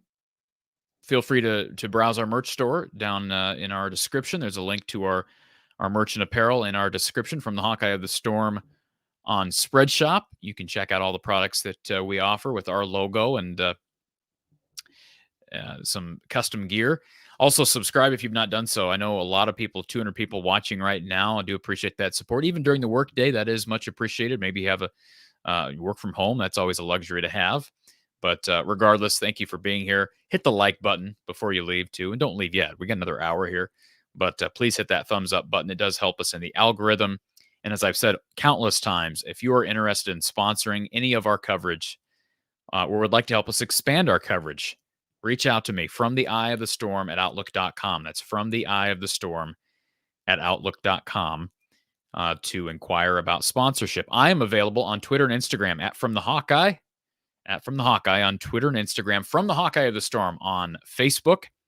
Please, please, please share the show on social media. In fact, it's super easy to do. Just hit that little share link, and if you're on the YouTube app, or just copy the URL and share it to whatever platforms you like to use. And word of mouth is very powerful. Social media can be very powerful. Please help us in the algorithm and help us to expand what we're doing here throughout the offseason and through the season. All right, before we get to our next athlete who should be joining us here at some point in the near future, Michael wants to know, what time will Tom be on? Look at that. You're just there. You're just ready at all times, Tom. I'm like a genie. Oh my goodness. Well, Tom, it's good to see you. When you're 3 hours into a live stream, you're begging for someone else to come on to talk with. So, no, it's fun. You've had a cavalcade of athletes come on. It's been a fun few hours. It always is. And I know it's a busy day for you and your team. You got to talk with Kirk earlier this afternoon. I guess before we get to what Kirk had to say and what Tyler Barnes had to say, how would you sum up this class? I use the term balance, and I know that's kind of a cliche, especially with Iowa classes, but there's no Xavier Wamp or Caden Proctor in this class, but I think a lot of underrated prospects, which is what you would expect from Iowa. I would call it solid without drama. How does that sound? Sounds good. It's good. Without any, Tyler Barnes said usually he doesn't sleep well basically before the night before, and there was just no drama with it. He said slept like a baby last night, and that's a positive for Iowa, that they were, this class, it's really remarkable in a lot of ways, because it was essentially done that last weekend in June when they got commitments basically on that visit from 10 guys to go with the 11 that they had. They only missed out on one, the Lucas kid who ended up going to Wisconsin. And then they just held on to everybody, even with a little turmoil on the offensive side of the football, with Brian being let go in the middle of the year, but still being around. But, essentially there was going to be a new OC. But Tyler said they just communicated with the guys on the offensive side with what was going on and how things were going to be and when they were going to make decisions on the offensive coordinator. And everybody stuck together, and that's pretty remarkable in this day and age. And it's amazing. And I'm sure part of Tyler's comments about no drama, it comes a year removed from what happened last year with Caden Proctor. So certainly that's got to be kind of lingering, unfortunately. But who's the most underrated kid? You've probably been asked this before, but who's the biggest dark horse in this class, in your opinion? Jalen Watson. Okay. Good answer. Just because, I think he was really productive as a high school player and really did well. And I think he's got a chance I think he's going to fit well with Phil Parker and wants to be coached by Phil Parker, because he could have went other places and probably played wide receiver and done some different things with his career. And he's just deciding, I'm just going to go to Iowa and play defensive back for this guy who keeps putting guys in the NFL. And he'll understand what it's like to be at Iowa because he's been around it, and he can ask his uncle. He can ask Fred Russell what it's like. And I think that's helpful. And it wouldn't shock me if I'm not saying he's going to start, but it wouldn't shock me if he got playing time this fall, depending on what happens at corner with Cooper and with Jamari. What was interesting, the other thing Tyler said was that he's basically been recruiting 6 guys to stay. And that's people want him to be in the portal. He's like, no, I'm going to recruit these 6 guys that I want to stay. Right. They'll be in scholarship hell for a little bit at least, but they think it'll work itself out. But, Iowa football is better if they've got Jay Higgins and Luke Lachey and Cooper DeJean and guys like that, And I've had so many people ask, I'm sure you've had probably even more time. Who's Iowa going to grab in the portal? Who are they going after? They don't have any scholarships. I mean, unless these guys leave, they don't have scholarships, right? Yeah, that's right. If those guys left, then I think they're, then you start looking at the portal. I think they'd like to add a defensive back. I think they would like to do that, a corner specifically. I think they would, like to add some depth at wide receiver, perhaps, if they could. But I don't know. It's going to depend on what they keep as to what the needs are, too. If Cooper goes to the NFL, and I think he probably will and should, but if Jamari decides to move on, too, then it's, you probably got to go get a corner then. Somebody with experience. I think that would be helpful. And they probably got some guys that they're in mind. The kid who went to BC last year that I think it was Washington, Alex Washington, maybe. He's back in the portal. I don't know if he's made any decisions yet, but maybe they go fishing with him a little bit. We'll see. They can go a lot of directions if they have spots. Right now, it's just, what do you do? Everybody else gets to play in the portal sandbox but Iowa because they're keeping too many guys. Yeah. Tyler did say one thing, and I thought it was funny because I already knew this. He's going to be glad when the portal years are done because it creates too much uncertainty with his numbers. And when you're dealing without the COVID thing, when hey, this guy is done, you can have more certainty with your numbers, both for looking for portal and for your scholarship numbers. So for the recruiting classes, the traditional recruiting classes. Grain in the chat says TK with a fresh knee. I do. Got my stitches out today. That was my big day. And Ben says you thought Kert was the embodiment of journalistic integrity with one knee. Imagine him with 2 good knees. You don't have 2 good knees, Tom. I don't. Actually, the one that got worked on is my good knee. The other one's got it. The other one I need. They tell me I need to get replaced, but I'm not going to do that yet. Yeah. Michael wants to know if you think any more Hawkeyes will hop in the portal, perhaps right after the bowl game. That's Tyler brought that up today. He goes, there could. He didn't. He wasn't saying it was going to happen, but he said, hey, you could see guys hop in the portal after the bowl game. Wouldn't be a shock. Happened last year with Carson May. He jumped in the portal in January. And then he said they'll probably, traditionally, there's 3 or 4 guys that leave the program during the spring, or after spring or sometime in that time frame. There'll be 3 or 4 more guys that leave. So he's not super concerned about the number, but if all those 6 guys come back, they're pushing like 90. Yeah. It's just it's tough. Tom, what's the latest on the request for eligibility for Nick Jackson? Have you heard anything on that front? I've not heard anything on that, but I think he's got to make a decision fairly soon because I think I think the Super Bowl would like to have him come play in that game. So I think they've got to have some kind of roster certainty with who they're going to invite. So I think he's coming to to a tipping point there where he's got to decide, do I want to keep? It would be nice, perhaps, if the NCAA just gave him an answer. He may just have to make a decision without an answer, which would be typical of the NCAA. So what does that look like? If he makes a decision without an answer, I mean, what's the time? What I mean is he'd probably just say, okay, I got to go, and I'm going to go to the Senior Bowl. Sure.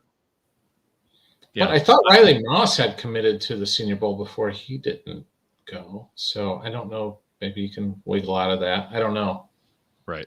Well, I understand from Nick's Senior Bowl aside, I understand wanting to know if it's even an option before you are forced to make a decision, because I'm hoping we get to talk next week down in Orlando at some point. We'll get to talk to Nick and find out where his head's at. And but I think some of these guys, it seemed like the other day that Jay Higgins was leaning towards making an announcement sometime this week.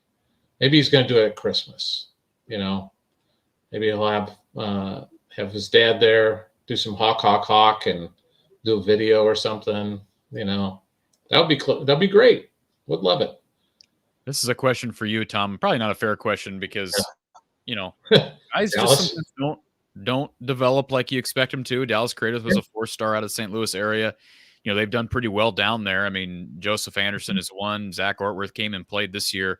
But Dallas Creative, by all accounts, based on what I know, is a really good young man. And great guy. Transferring out. And just didn't work out at Iowa. And, he was a good teammate, good guy. Played his 4 years and then moved on. I think he moved on, maybe like Kent State or something like that, I think. Yep, Kent State. And he did log some stats, but they were modest. But they've gotten some good players. I mean, shoot, Adrian Claiborne, hell of a ball player. Don Schumpert was out of there. Christian Kirksey, pretty good player out of St. Louis. So they've gotten some good players out of St. Louis over the years. Let me give you a couple observations I have, Tom, and then I'll let you slide. I know you got a basketball game to get to here, and I think we have a couple more recruits hopping on here, but just a couple observations from me, and you can comment if you have any. I know the tape is limited. There's a few highlight clips, but Dakin from Down Under, as I'm calling it. This guy is, based on early reviews and word of mouth and the little clips we've seen, he's going to be ready to play right away. How important was it for them to be able to get him?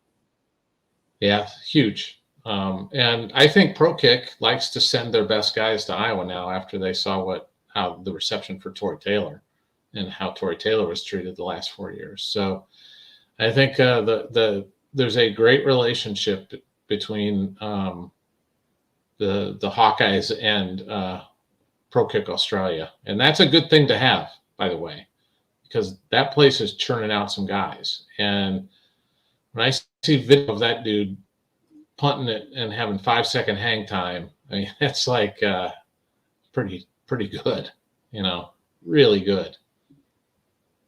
I think, we refer to Iowa as tight end U, deservedly so. Phil Parker's done a great job developing DBs. Obviously, there have been stretches of terrific offensive line production. I think the one position that maybe people don't credit Iowa enough with as it relates to development, and maybe we're going to see the results of that, the fruits of that here in the next couple of years. But, man, what they're doing with linebackers right now is really impressive, and you got to give Seth Wallace a lot of credit. And they have very quietly built a young core. Next year, Tom, I know that, we'll see if you get Jay Higgins and Nick Jackson back. Obviously, that'd be phenomenal. But, I mean, you think about the names: Carson Shire, Aiden Hall, Ben Keeter, Cam Buffington, Jaden Harrell, Derek Weisskoff. I mean, there's a lot of talent in that room. And, I mean, Nick Jackson, we had Brad Heinrichs on here a couple of weeks ago, and he talked about how Nick's family feels about Seth Wallace and the staff, and they just love him. Yeah. This linebacker room is going to be good for a while as long as they keep Seth Wallace here. Yep, and that's a challenge right now. If you read the reports out of Minneapolis, it sounds like he's the apple of PJ Fleck's eye right now, as PJ is looking for a DC after Joe Rossi left for Michigan State. So hopefully Iowa can hold on to him. I mean, Seth has had opportunities, 100%. I can tell you that he has had opportunities to be a defensive coordinator. It just hasn't worked out in the past, but it gets harder and harder to look past that, even going to work for, a guy like PJ Fleck. One other thing, speaking of coordinators, that Kirk said today, he opened his thing and he kind of walked back some of his remarks from the other day regarding coordinators that we all kind of took. Like he talked about speaking to 3 people. He was just talking like, I spoke to 3 people. It wasn't he talked to 3 people who he was interviewing as offensive coordinator potential candidates. So he kind of clarified himself there. Doesn't mean that any of those guys were candidates. You could say they were, but he walked it back. And he also walked back the what all of us thought was the shot at Scott Frost about a guy who came in putting up all kinds of offensive numbers. He was a little bit edgy in that interview. Yes. Oh yeah. I love Salty Kirk, and he was ready to unload some more stuff, and then he just didn't, and that bummed me out because maybe we'll get him. There's not a lot of people around. Maybe we'll get him one of those days down in Orlando when we can get him churning a little bit after practice. Those are always my favorites, when he gives us a little stuff when it's just a couple of us that are there down in Orlando. Tom, again, continuing with this class, Yep. Defensive linemen, they've got some more raw guys. I mean, between Devon Kennedy, Joseph Anderson, Chima Chin. I am so excited about both those guys. Now, I think Chineke is probably the tackle eventually. Seth or Tyler talked about how he goes, his hand basically went to my elbow kind of thing. He was just a massive kid, just big, just physically. It just sounded like a D tackle to me. Yeah. And then I'm really super intrigued. I asked Tyler about Kennedy and Anderson specifically, just because those guys are really unique athletes, long-limbed, athletic, and you're looking at Anderson run the 110 hurdles and state champion at that size, or state contender in that size, and Kennedy being more of a basketball player for most of his athletic career and just picking up football, but you can't deny the bloodlines with his dad being a terrific player at Penn State. You just think about those guys getting into the weight program, putting on 40 pounds in 2 years and unleashing them where they don't lose any of their speed and quickness and quick twitch, but they're able to, get to the quarterback. I've kind of termed it like Chauncey Golston kind of starter kits with both those guys, where they're just interesting prospects, but I think their upside might be higher than Chauncey's. And you still got young guys who kind of, I don't know, if carved out that expectation that perhaps they can be like a Chauncey, or even, like you said, a little bit higher ceiling. I think about Brian Allen Jr. when we saw flashes of him preseason, and Kenneth Merriweather's still on this roster. He's got a lot of another one athleticism and unique raw talent. And then real quickly, because I know you got to get going and we got to move on here too. I love this tight end class between Gavin Hoffman and Michael Bert. Yeah. It's really strong. I hope the best. Gavin's got a chance to play right away, especially if Luke Lachey goes to the NFL. I think Gavin's got a shot to play because he's coming in early. So he's going to enroll in January, so he'll have time to get the weight program and start to take to blocking, which I'm sure he probably hasn't done a ton of at the high school level. So as long as he takes to blocking, he's got a chance to be, third tight end, fourth tight end, maybe next year, depending on what Luke does. And I like the running back duo. I don't know what the latest on Brevin's injury is. Brevin will be fine. Tyler compared Williams to LaShawn Daniels, which I like to hear that. Yeah. That's a nice back. You know. We had Rashad Godfrey on earlier. Really, I love these stories. You know, the kids that are coming from far away states, and you know, gets to play for Phil Parker. Great story. He's eternally grateful for that opportunity. And then you mentioned Jalen Watson. I mean, I think receiver is still a question mark. You get KJ Parker and Reese Vanders, who are two totally different types of receivers. Yes. But I mean, the expectation is that you get, and hopefully, you get Caleb Brown back again next year with Seth Anderson, with a Jacob Bostic that's hopefully can stay healthy. Yeah, healthy Jacob Bostic, knock on wood. And then, you know, Jarrett Bowie played a little bit as a freshman. And then you get a couple other young guys in Dayton Howard and Alex Mota. They're young there, but opportunity knocks. And hopefully with the new OC, the passing game taking a step forward.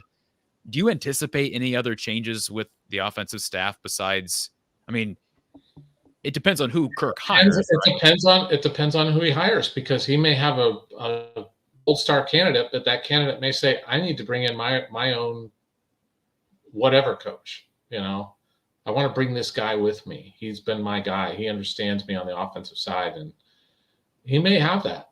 You know, I don't know if any of the candidates have that kind of pull, but it wouldn't shock me if there's, you know, maybe a staff change or two.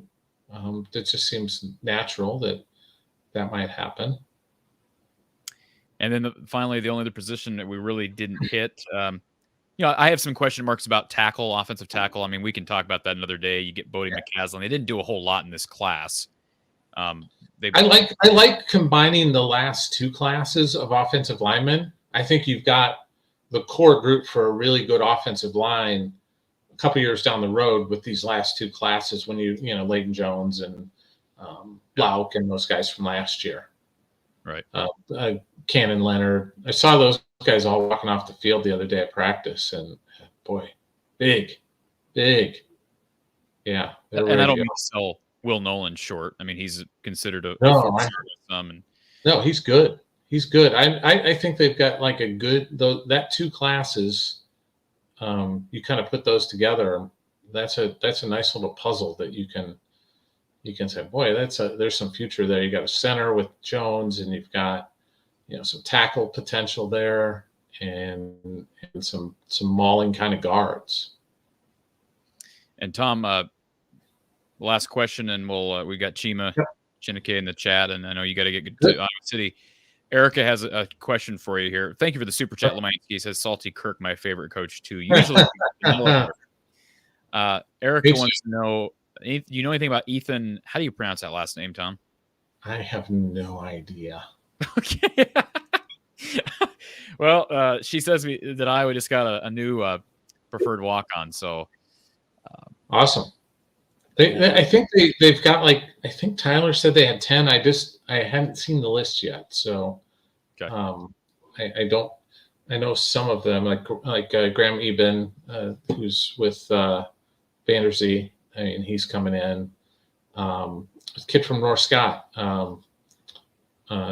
Girardi. He's very good. Really good athlete. He's the classic 4 years from now, he's going to be the starting safety for Iowa kind of guy. You know, Brett Greenwood, Quinn Schulte, you know, a lot of these Jake kids, Foss, you know, a lot of these guys have had opportunities to go play, you know, at a G5 or an FCS school on scholarship. And, you know, Graham Eben, I don't know what his list looked like, but he's a solid prospect, right? I mean, I don't know exactly where he projects at the next level. Yeah, Erica, I'm not seeing that name on the list. So he must have just popped on. They sent out a list of the walk-ons, and he was not on there yet. So we'll have to dig deep. We'll find out. I do see it. He just committed 42 minutes ago. Okay. As a defensive lineman. So from Lincolnshire, Illinois. All right. I know they offered him a preferred walk-on last week. I remember seeing a tweet from him that Seth Wallace had offered him. So good. Okay, and it looks like, again, go down the list. He's got a bunch of Had a bunch of FCS offers, including South Dakota State, reigning national champions. So, yeah, congratulations to him and all the walk. Bet on yourself. Bet on yourself. Yep. Always bet on yourself. Tom, appreciate you jumping on. Tom Caker, HockeyReport.com. Tom, hopefully we'll get to talk to you later. We got Jess Settles coming on the show later, so it's always. I'll drag Jess up to press row. Okay, sounds good. I'll drag the big fella up. Okay, sounds good. Thank you. Tom Caker of HockeyReport.com. Check out his team's work over at On3. All right, we're rolling along through our final. Oh, now we're into our final half hour. We got about 220 people still on with us. Appreciate everybody being here. We've got our next athlete on our line. Let's throw it over to. I'm not even going to try to pronounce this young man's last name. He's going to have to tell me. Chima Chin. Am I anywhere close?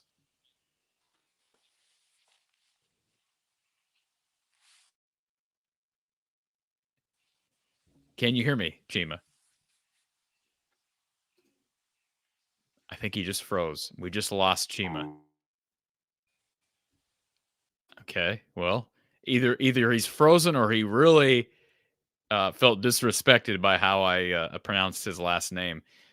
This young man has got a future. He has got size at 6'5", 240. Tom was talking about him earlier, and he's just a big guy. Let's see if we can get Chima back in. I think maybe having some network issues. Let's see if Chima's with us. Are you with us, Chima?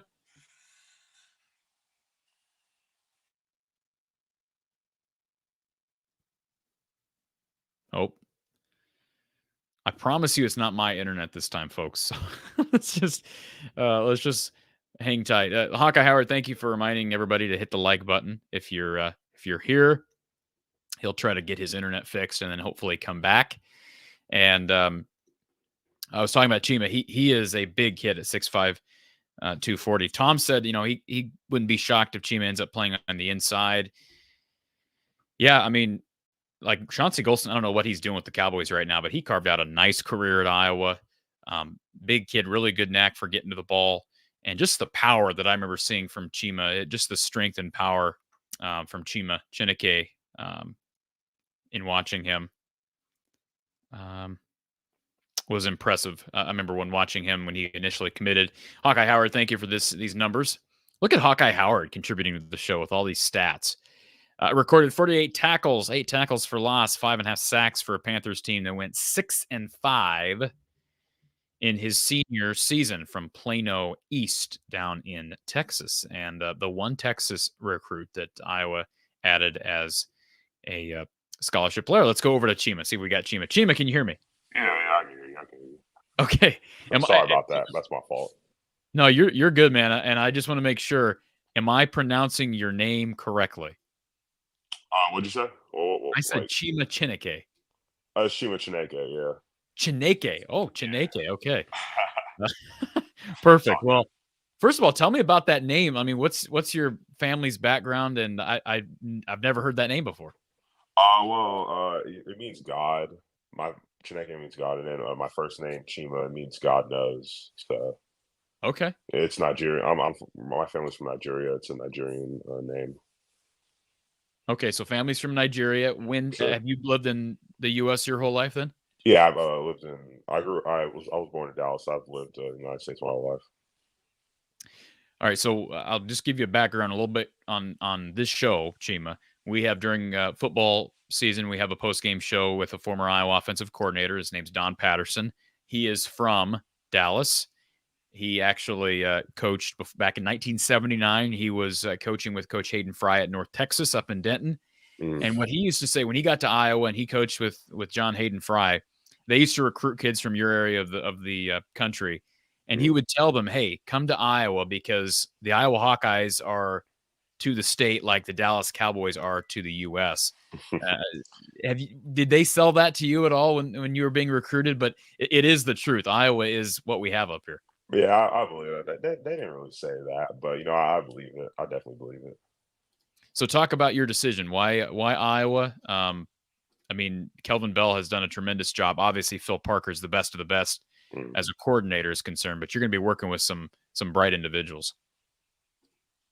I mean, it all just came down to a relationship. They really believed in me. When I first went on that visit in March, it really felt like this is a place where I can develop and be better at. Surrounded by great people, great coaches, a great program. Obviously, it's some of my coaches were even saying like, Chima, you should have committed as soon as you got the offer. Like, it's a D-line factory, and clearly, they send people to the NFL every year, especially in my position. So, I mean, it's kind of a no-brainer. Where do you see yourself in a couple of years? Are you more of an inside guy, or do you think you'll stay out on the edge?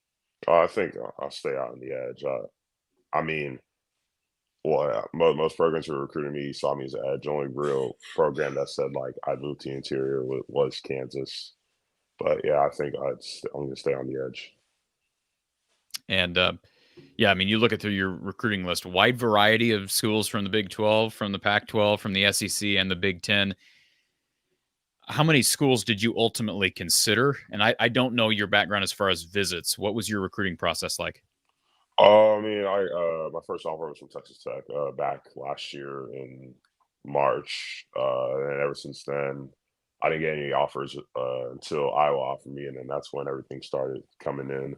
And then I kind of like took into account like which schools I wanted to, kind of narrowed it down to focus on Texas Tech, Iowa, Vanderbilt, Kansas, and Oklahoma State. I took all those visits. Kind of realized like discretion, like which school would I see myself best in. And it really came down to Texas Tech, Oklahoma State, Iowa, and Kansas. And Texas Tech, they wanted to play outside backer. That's also something that really intrigued me because I always wanted to play outside backer, but my school doesn't let me. I don't know why, but and then yeah, it really came down to that. And then Kansas actually was my dream school ever since I was young. So when they offered me, I really want to go. And then they said I'd be playing D tackle, and I was like, it kind of shifted my decision. And then it came down to Iowa, Oklahoma State. Oklahoma State, really great program, but I think Iowa was superior. I think it definitely is a better fit for me, scheme wise and development wise, and I feel like they believe in me, a lot earlier than Oklahoma State did. And then ultimately it came down to picking Iowa. And so I mean, based on what you just described to me, one of the reasons you're not going to Kansas is because you want to play D end. Is that fair? Yeah, definitely. I want to stay outside, stay on the edge. I feel like that's where I can be most impactful. Okay, that's good. That's good information to know. What I saw on tape when I watched you after you committed. I mean, you're one of the later commits to this class, one of the later additions to this class. When I watched you on tape, Chima, I mean, I just saw power and your burst to the quarterback. Your strength is going to be something that I would think, even at a young age, is going to give you a chance to be on the field early, whether it be defensive line, special teams. Iowa is losing quite a bit up front, whether it be Joe Evans, who has been a dog back there definitely. in this defense, but you lose Ontario Thompson, you lose Noah Shannon, you lose, just go down the list, Logan Lee on the interior, and I get you're an edge guy, but what's your mindset as far as playing time to the field? Like, obviously you're going to have guys ahead of you, but are you someone who's just like, hey, I'm going to put my head down, and if I get in on special teams, I'm just going to show out and it'll all fall in place? Definitely, yeah. I'm not a big guy, especially playing at this the high level, especially something like the Big Ten. I want to get in any chance I can as early as I can. Even if it's not immediate, I'll be fine with that as long as I'm developing, getting better.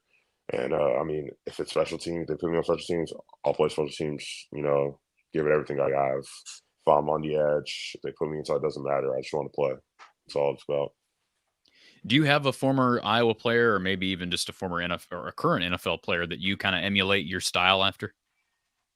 Current NFL player I emulate my style is probably Nick Bosa and Myles Garrett. I steal a lot of my game from them. Kind of Nick Bosa, he has this little track stance with the one arm cocked back. I kind of implemented that, figured out why he does and everything. And then Myles Garrett, I mean, he's just big, strong, fast guy, made in a lab. Try to emulate my game off him too. So, how big would you think you'll be? Do you know as far as weight is concerned? Honestly, that's a good question. Honestly, don't know. I guess we'll have to see. And is it fair to say you're about 240 at the moment? Actually, I'm barely 230 right now. Okay. When I was 240, it was during all those visits in the summer, and I won't lie to you, I was eating a lot. Visits every week, just a bunch of food, and it got me to 240. But for the most part of the season, I've been like 225, 230.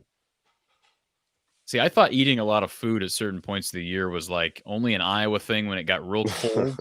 But you're down in I know it's not always hot in Dallas. What's the weather like in Plano right now? I mean, it's like in the 40s. It's getting a little colder, but honestly, it could be anything. I mean, tomorrow it could be 80 degrees for all I know. It's pretty bipolar here. You gonna miss the big city? Yeah, I'll miss it eventually. Yeah. Well, you've been to Iowa City. What are your takeaways from your visit? It's beautiful. I mean, the first time I saw it, when I was looking at the night, especially when I was in Iowa City downtown, it was amazing. Great city. I heard it was like a top 5 college game day town. I mean, it's a place to be. Fans are great. Everything's great. I love it. I am really impressed with, and I said this to Tom Kakert of Hawkeye Report before you jumped on, Chima, like this group between you and, Devon Kennedy, and then you look at Joseph Anderson, just a lot of raw athleticism. Like you guys bring a lot of strength, a lot of length, a lot of athleticism, some things that you just can't teach. And how has that helped you in your career? I mean, obviously you've had to put in a ton of work to get where you're at, but you do have length that you can't teach. How has that helped you? At first when I was younger, obviously I knew I had like long arms, long body parts, but I never really didn't know how to like utilize them until, I had a coach eventually come in, he kind of taught me how to use like my God-given like length and everything to my ability. And then once I got that, it started clicking. That's when I started playing a lot better and, not just relying on pure athleticism, which is kind of what I did my freshman, sophomore year. I just kind of just relied on my athleticism, everything, all that. But once I learned how to like use my long arms to my advantage, it's come a long way and it's only going to get better from here. What's your relationship like with Kelvin Bell? It's great. I mean, the guy's amazing. I've seen the way he coaches. I love his development, his ideas. I love his ideologies too. He's not just focused on putting us in the league. He's also focused on making us better people. And I really appreciate about that. I really appreciate that about a coach. Absolutely. And nothing but rave reviews. Everybody I ask, I mean, I think about conversations I had a year ago at this time, different class, same response about Kelvin Bell. And so Chima, we look forward to I'm assuming you're getting to Iowa City in June. Yeah. Well, welcome to the fray. Congratulations on the big day and on the signing and making this thing official. And we'll look forward to chatting with you probably at Media Day next August. Sounds good. All right. Thank you, sir. Appreciate the interview. No problem. Chima Chin out of Plano East. Yes, a lot warmer down there typically, but boy, we talked to Rashad Godfrey down in Florida who said it was like 40 down there. Chima said it was like 40 down there, and it's 40 here. So, in fact, actually, let's see, 41. So, is it like the same temperature everywhere in the country right now? I think that's the case. Look at the forecast, man. There's a lot of rain coming our way, but 40s and 50s over the next week. I am loving the warmer weather, but certainly colder weather ahead. Chima Chin of Plano, Texas. Again, congratulations to Chima, excuse me. Man, I'm butchering names today. Again, we're almost 4 hours into this thing.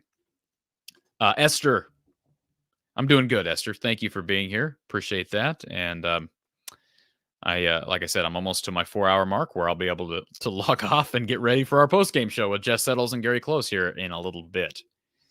All right, a couple things here. Let's see. We got the Lemansky super chat. We got the Erica super chat.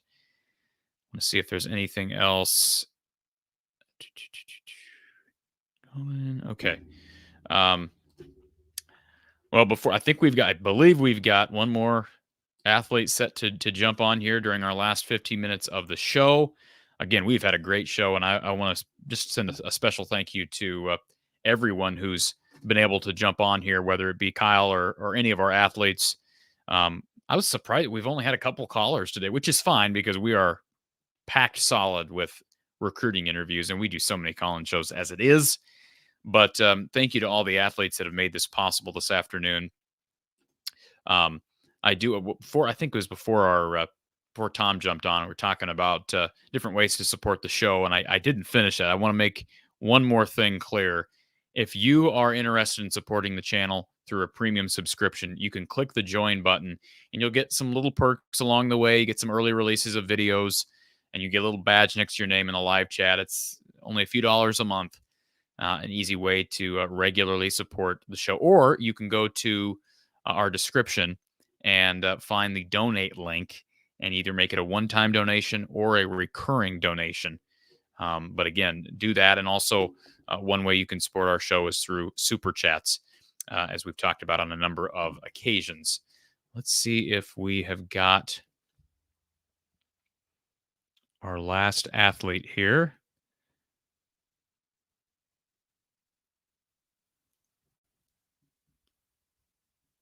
All right.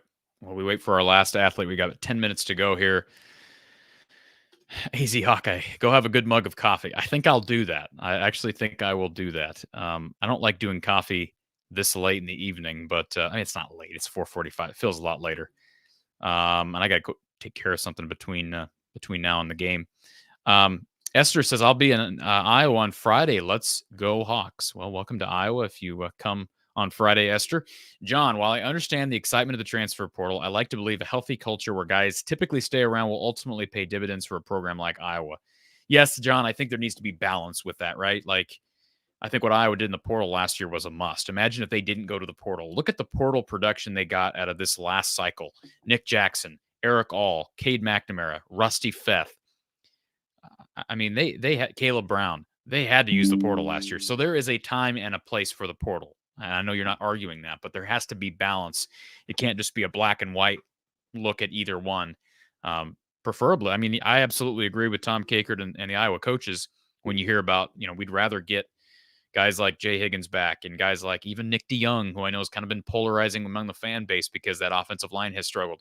I would much rather get these experienced guys who are 5th and 6th year guys back for an extra year than go to the portal and get an unknown commodity that may or may not work out. But there's a time and a place for both. Matt says, I think they'll be more active in the portal next year. Yeah, absolutely. They will be. And that's basically what Tom said here a little bit ago. They just don't have the scholarships this year. And I didn't expect them to be active in the portal. When the portal window opened, I'm like, okay, we'll see who leaves. But I'm not really anticipating a whole lot of movement in. Now, if a couple of these guys that I expect to come back don't come back, Jamari Harris, Jay Higgins, we'll see what happens with Nick Jackson and NCAA. Then yeah, it's certainly a possibility. But as of right now, they just don't have scholarships. And so we'll wait to see who sticks around, and maybe we'll get some portal announcements as well after the bowl game. The portal window remains open for a period of time. All right. Unfortunately, we just got word that our last athlete had something come up, so we'll have to schedule that interview for a different time. That's just totally fine because we do recruiting interviews around the clock here from the Hawkeye of the Storm. If you're new to this platform, Brad has Branded Thoughts. That is my personal podcast. That's a part of the From the Hawkeye of the Storm platform. We do recruiting interviews all the time, men's and women's basketball, along with football. So stay tuned for that. Turn notifications on.